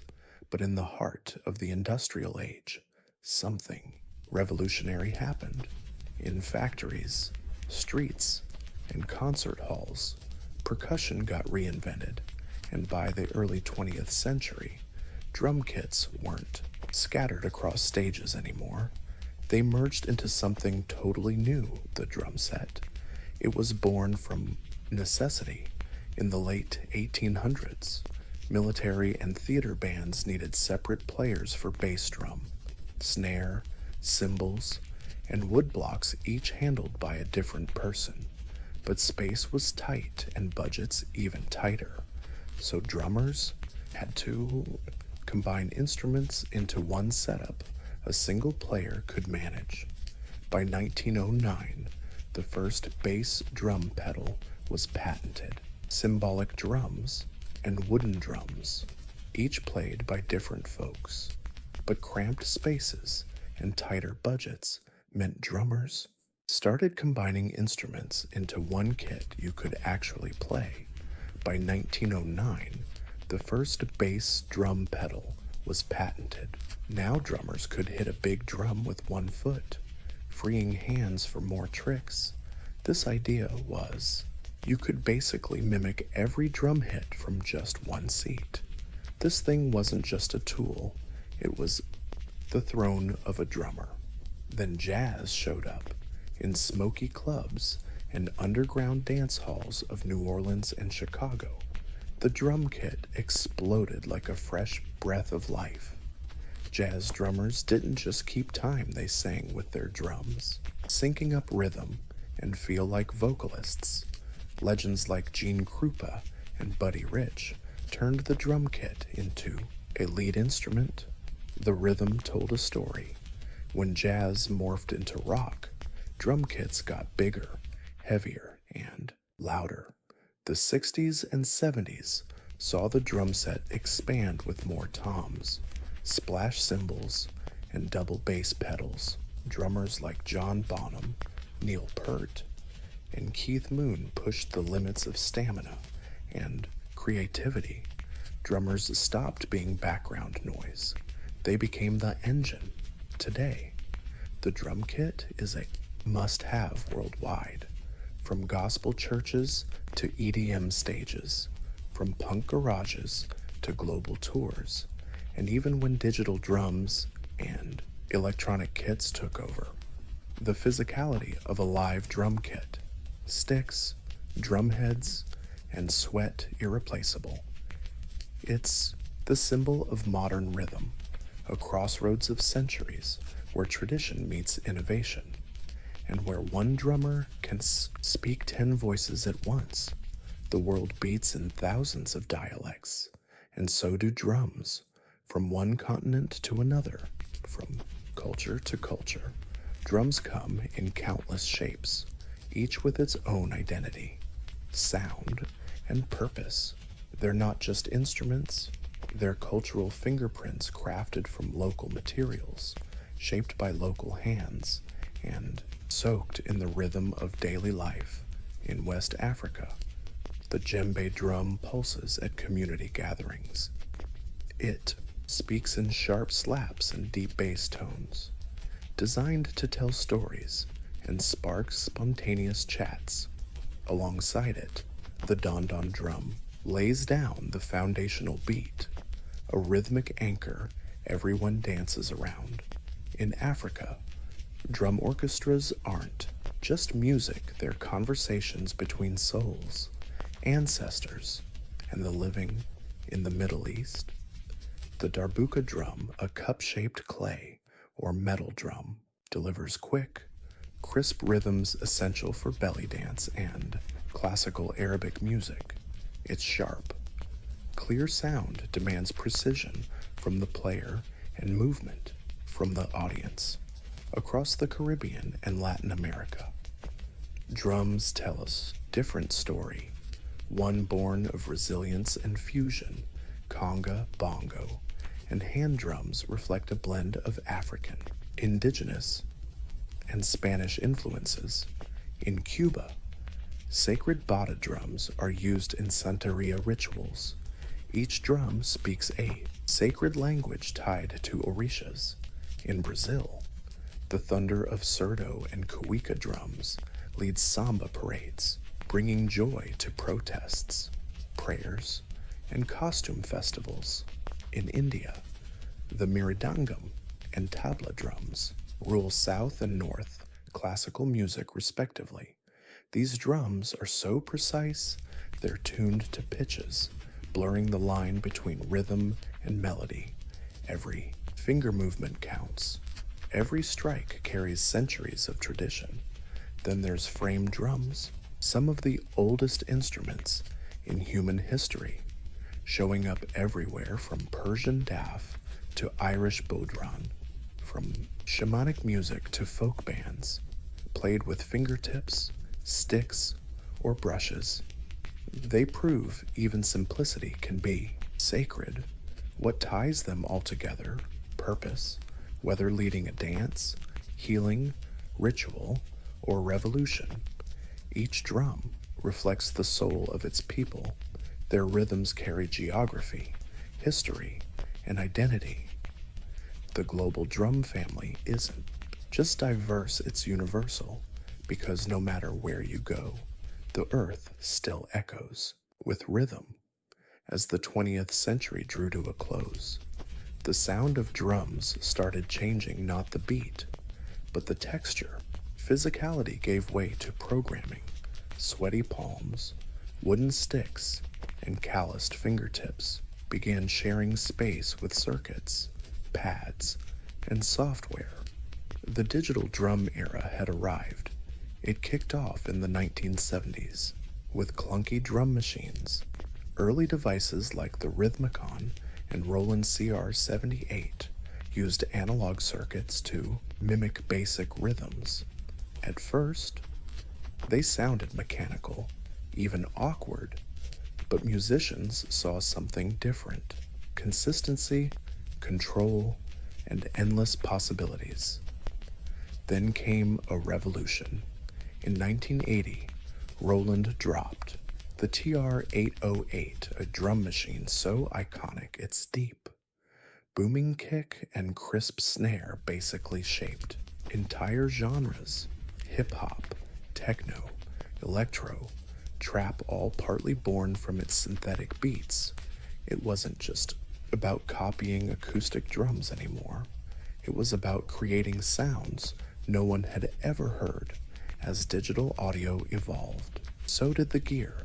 Electronic drum kits like the Roland SPD let players jam naturally while triggering thousands of sampled or synthesized sounds. Artists could practice silently, record without mics, and switch drum kits at the push of a button. Then came computers and digital audio workstations, DAWs like Ableton, FL Studio, and Logic. Suddenly, anyone with a laptop could build complex beats, layering kicks, snares, hi-hats, and sub-bass into sprawling soundscapes. Finger drumming on MIDI pads became its own art form. Some folks worried this meant the death of traditional drums, a cold, emotionless robot takeover, replacing human feel. Thankfully, that didn't happen. Instead, hybridization took over. Acoustic drummers started adding triggers and samples to their kits. Producers layered human-played drums with machine beats. Organic and synthetic sounds found a sweet spot. Digital drums didn't erase the past. They reimagined it. And today, we live in a world where one person in a bedroom can make rhythms that once needed an orchestra, where ancient melodies from Africa, Asia, and the Americas get sampled, twisted, and brought to life on neon-lit dance floors. Tools have changed, but the goal remains the same: to move the body, shape time, and make silence speak across all eras, empires, and tech leaps. One thing never changes. The drum is our oldest, most resilient voice. From ancient campfires to modern concert halls, from sacred rituals to digital dance floors, drums have never been just music. They're a connection to ourselves, to each other, to something bigger. They're the heartbeat we all share, not metaphorically, literally, because even before we're born, snug in the womb, the first rhythm we hear is our mother's heartbeat, steady, safe, alive. And once life kicks off, we chase that rhythm forever. Drums have marched with us through joy and war, through worship and rebellion. They marched with kings and rose with rebels. They echoed through temples and subway tunnels.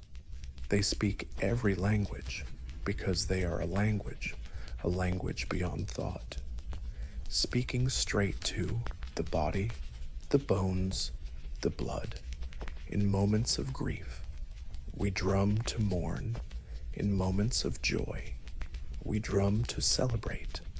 And in the quiet spaces between, we drum to remember who we are. Today, percussion keeps evolving. You'll find street artists weaving new age tunes on handpans on street corners. Indigenous communities still hold tight to ancient drumming traditions against all odds. Stadium drummers unite crowds with rhythm. Kids bang pots and pans with pure joy. Even AI is trying to learn the beat, but no algorithm can copy the human soul behind a single imperfect rhythm, because rhythm isn't just counted, it's felt. And maybe that's why drums outlast empires and trends, because deep down, we all crave a time anchor, a shared heartbeat telling us we're here together. No matter how fancy our instruments get or how magical our experiences become, there's always something solid about skin on skin, stick on skin, hand on wood, a beat, a breath, a beginning. Drums aren't relics of the past. They're reminders we're always born, to move to the rhythm, to listen, to feel, to make music. And as long as humanity's around, drums will never stop beating. Silence. Before Manhattan turned into a jungle of glass and steel, it was a dark island, not because of skyscrapers, but because of church steeples and sloped roofs. In the early 1800s, the skyline was basically non-existent. The city clung tight to the island's southern tip, packed with brick buildings, timber shops, and, at the island's southern tip, dense brick buildings, timber shops, and dirt roads. Buildings rarely topped 5 or 6 stories, not from lack of ambition, but because gravity always had the final say. The taller the building, the heavier it got, and with stone and brick, height came at a steep price. The walls down below had to be thicker to hold up the upper floors, making interior space tighter and demanding massive foundations. Building up meant building heavy, and heavy was just not financially smart. So the city spread out sideways, stretching north along a grid planned back in 1811, one of the boldest urban designs of the time. But underneath that grid, beneath layers of gravel and dirt, Manhattan held a secret weapon, its foundation, deep, dense, and solid. A granite backbone ran beneath the island, one day ready to support some of the tallest structures in human history. But for now, it lay quiet, intact, waiting. Early Manhattan life was noisy but stable, busy docks, ships lined up, and horses clopping down narrow streets, economy booming, immigration soaring, the island buzzing with energy. But the city still hugged the ground. The sky stayed intact.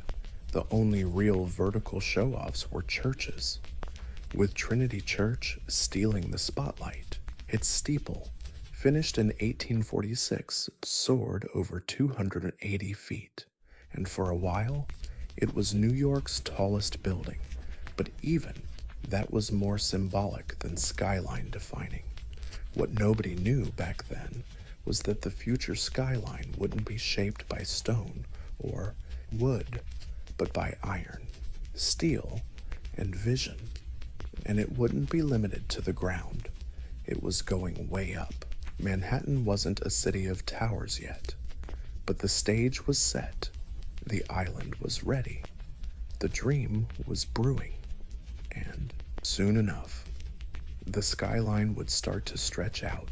For centuries, gravity was Manhattan's top architect.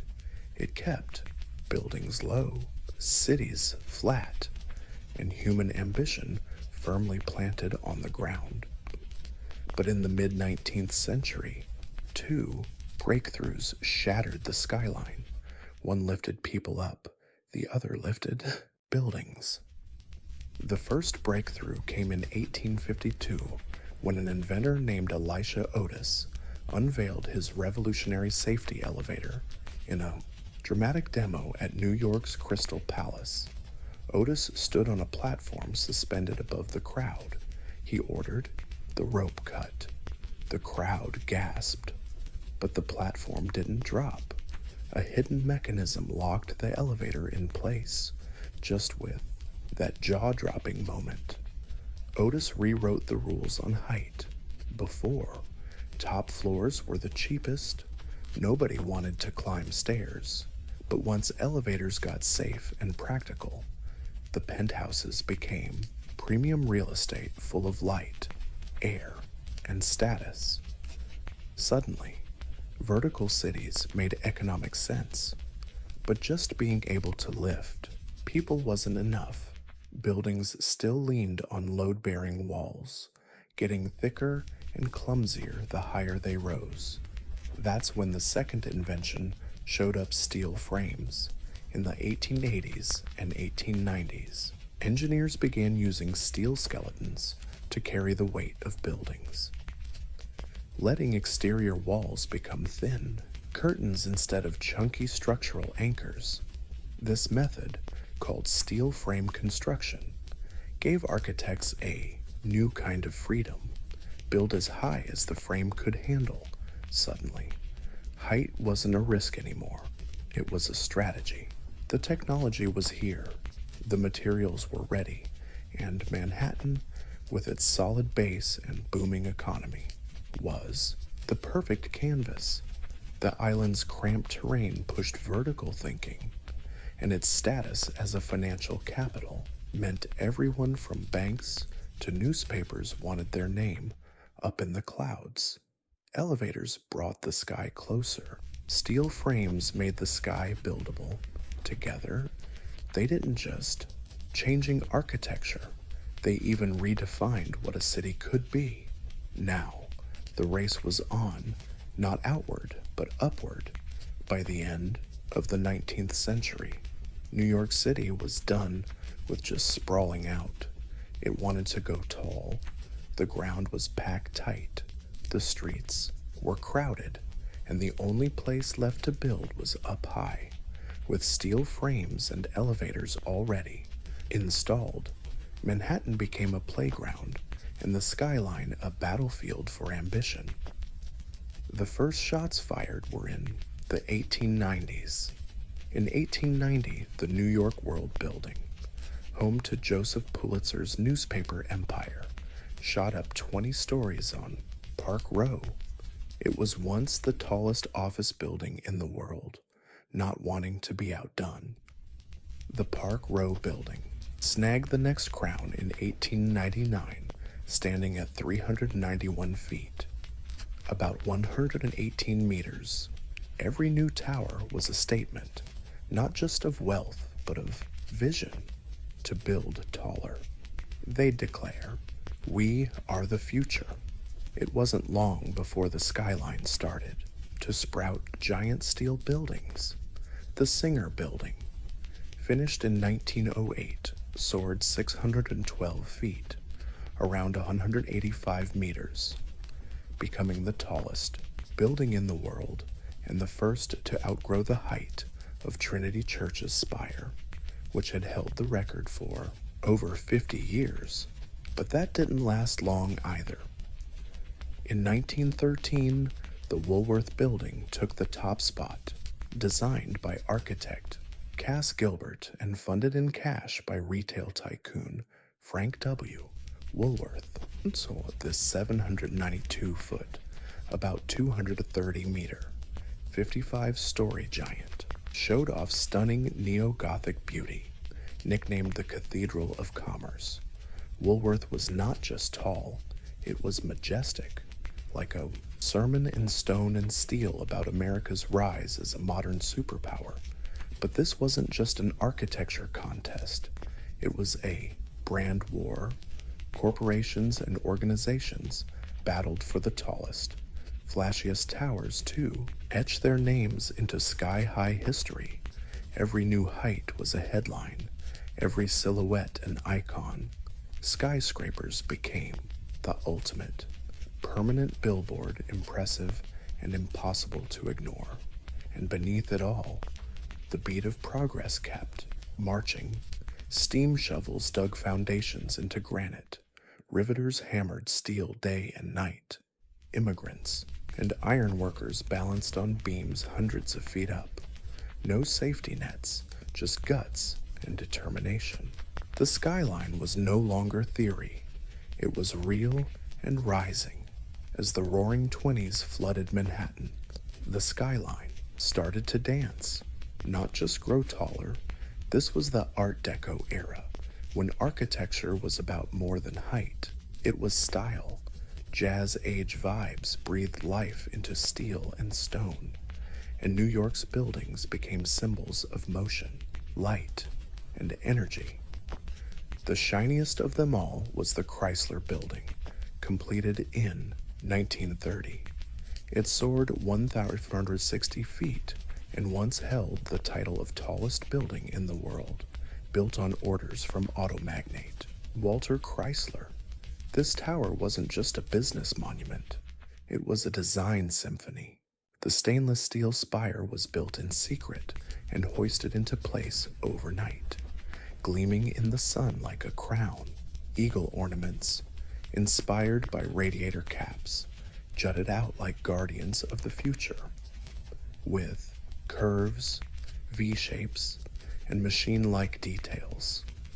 The Chrysler Building didn't just punch through the sky, it seduced it. But the race wasn't over.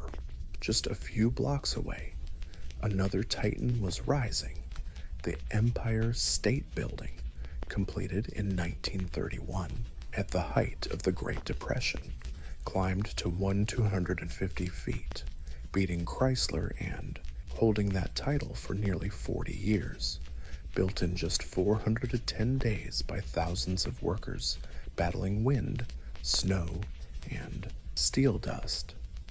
The Empire State was more than a building. It was a message. New York was here to stay. While much of the country struggled, Manhattan soared, and its buildings reflected the era's dual identity, elegant but fierce, optimistic but cutthroat. Art Deco captured the era's contradictions, geometric yet graceful, modern yet soaked in myth. These towers weren't just functional, they were sculpted since glowing at night like the city's beacons, power. But behind the glitz was purpose. These skyscrapers were built by barons, and the big shots wanted more than just profits. They craved a legacy, a permanent spot on the skyline and in history. By the late 1930s, Manhattan's silhouette was taking shape. This city was no longer just the financial capital. It was a cathedral of ambition. The skyline didn't whisper, it shouted progress. After World War II, Manhattan's skyline entered a new phase, less decorative, more corporate. The elegance of Art Deco gave way to glass, steel, and straight lines. America had officially become a global superpower, and New York was the empire's headquarters. The skyline adapted accordingly, not with fancy spires, but with efficient monuments. In 1952, the United Nations headquarters rose by the East River, a bold glass box flanked by low marble wings. It marked a shift in tone global. Diplomatic, futuristic. It wasn't just a building, it was an architectural mic drop about international order in the atomic age, setting the mood for what came next. Next up was Lever House in 1952 and the Seagram Building in 1958, both prime examples of the international style. These towers, with their reflective glass walls and steel frames, were minimalist, emotionless, and decoration-free, not churches or castles, more like machines, precise, modern, and brutally practical. The Seagram Building, designed by Ludwig Mies van der Rohe, was especially influential.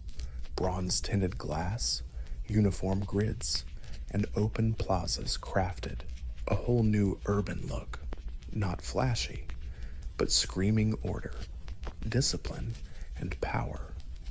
This was corporate architecture at its peak, cold, beautiful, and commanding. As business boomed, so did the skyline.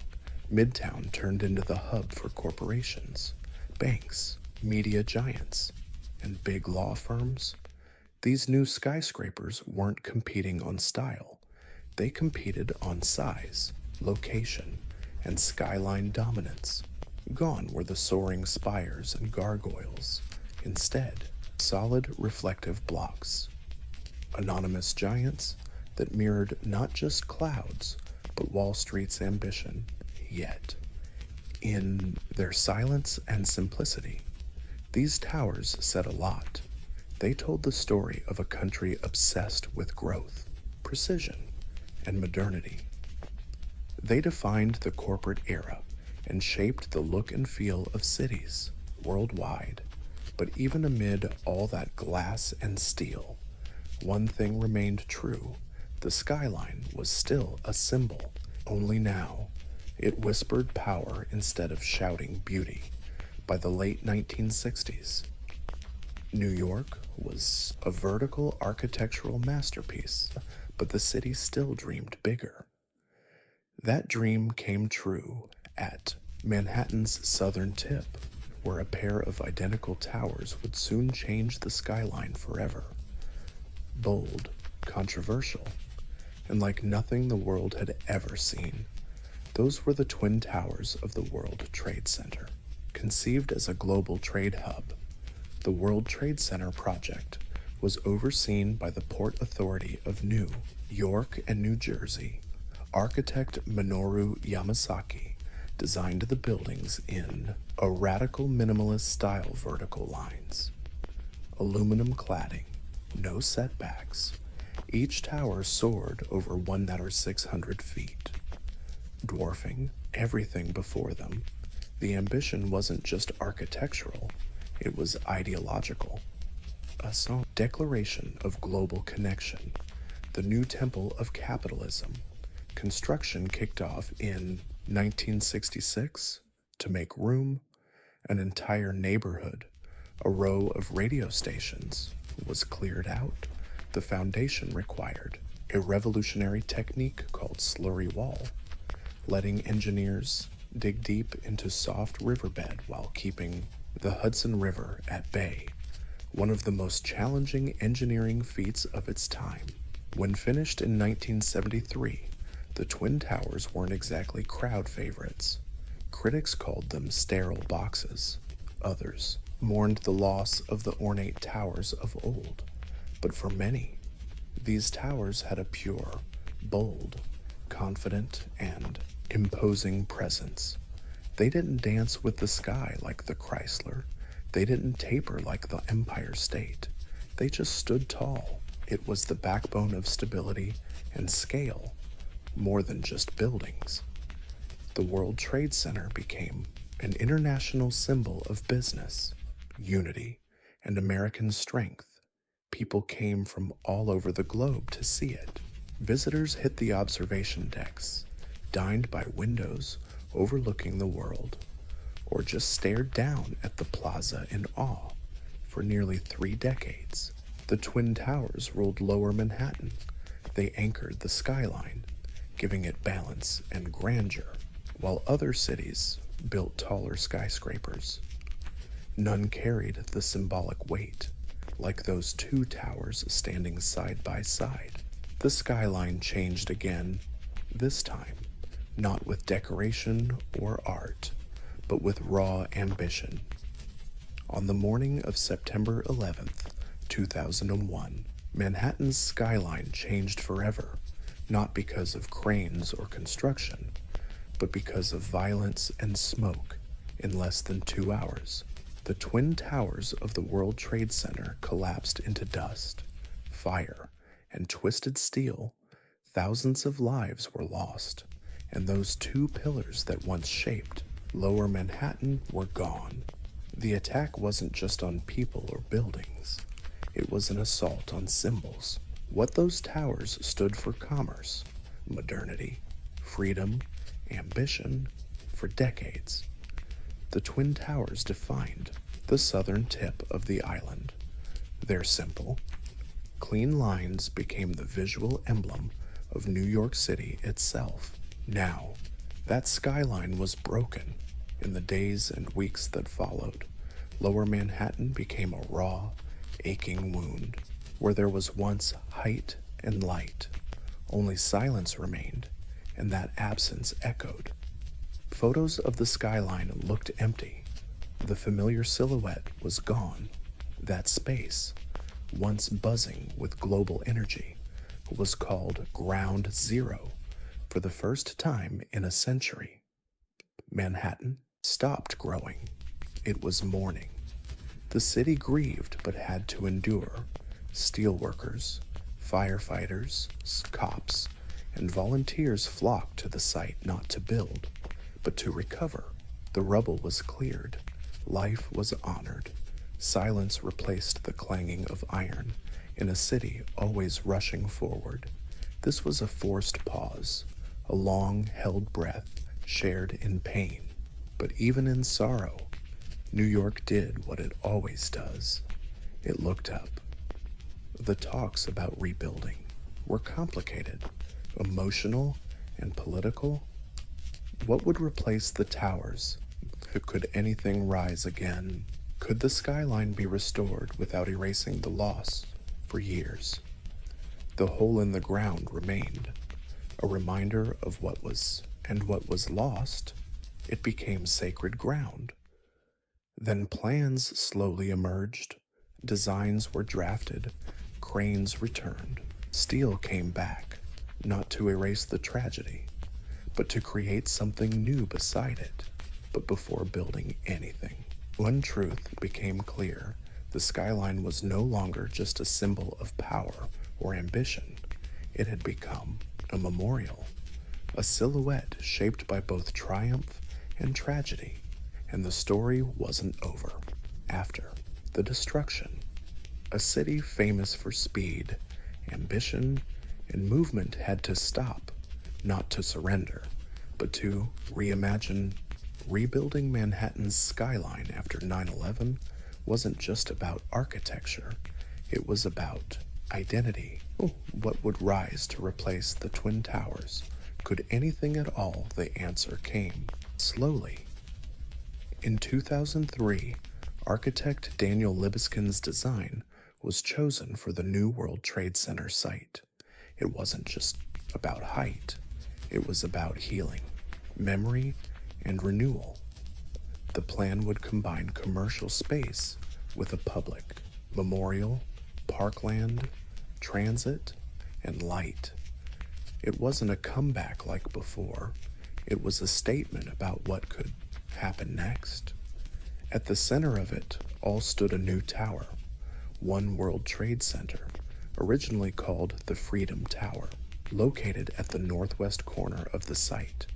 This building would become the tallest in the Western Hemisphere at 776 feet. That number was chosen to symbolize the year America declared independence. But this wasn't just about patriotism. It was a challenge, a rising again despite loss. Construction began in 2006, and by 2014, One World Trade Center swung its doors open, wrapped in shiny glass and standing tall like a giant crystal tower. This building didn't bother copying the past. It brought something fresh reflection. Literally and figuratively, the building changes with the sky's mood brightening, darkening, then disappearing depending on the light. Its presence without the ego. Meanwhile, the 9/11 Memorial opened in 2011. Two deep voids sit where the original towers stood, each with a constant waterfall, and the names of those who fell etched in bronze. It's not just part of the skyline, it's part of the city's soul. It took years to craft this new skyline. Other towers popped up. That's WTC, 4 WTC, and 7 TPC, each sleek, modern, and purposeful together. They represent not just a rebuilt city, but a transformed one. New York didn't just replace what was lost, it evolved. It honors the past while building for the future, and in doing so, it reminds the world of something very American and deeply human.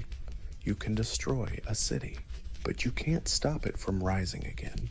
Today, Manhattan's skyline isn't just a bunch of buildings. It's a living symbol of ambition, resilience, the American dream itself. No other silhouette on Earth carries that much weight. It's etched into pop culture, history, memory. You could draw it in 5 strokes and folks would know it instantly. It tells a story of bold engineers, fearless steelworkers, architects who dreamed towers piercing clouds, and immigrants crossing oceans to build them. It's about risk, reward, and reinvention. The constant changing of New York City itself. It's never finished and never will be.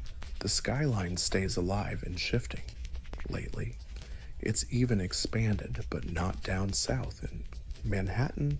This time, The vertical race moved uptown, along Billionaires Row, ultra-skinny condo towers like 432 Park Avenue, Central Park Tower, and 111 West 57th Street now sprout like needles on Midtown's streets. These skyscrapers are engineering marvels pencil thin, wind resistant, and for the ultra rich, critics call them symbols of extreme inequality. Others see them as marvels of modern ambition. Meanwhile, at Hudson Yards, a whole new neighborhood emerged with gleaming glass towers, public art, and corporate HQs rising on the site of an old rail yard. The skyline now stretches westward, growing with the city's changing needs and dreams.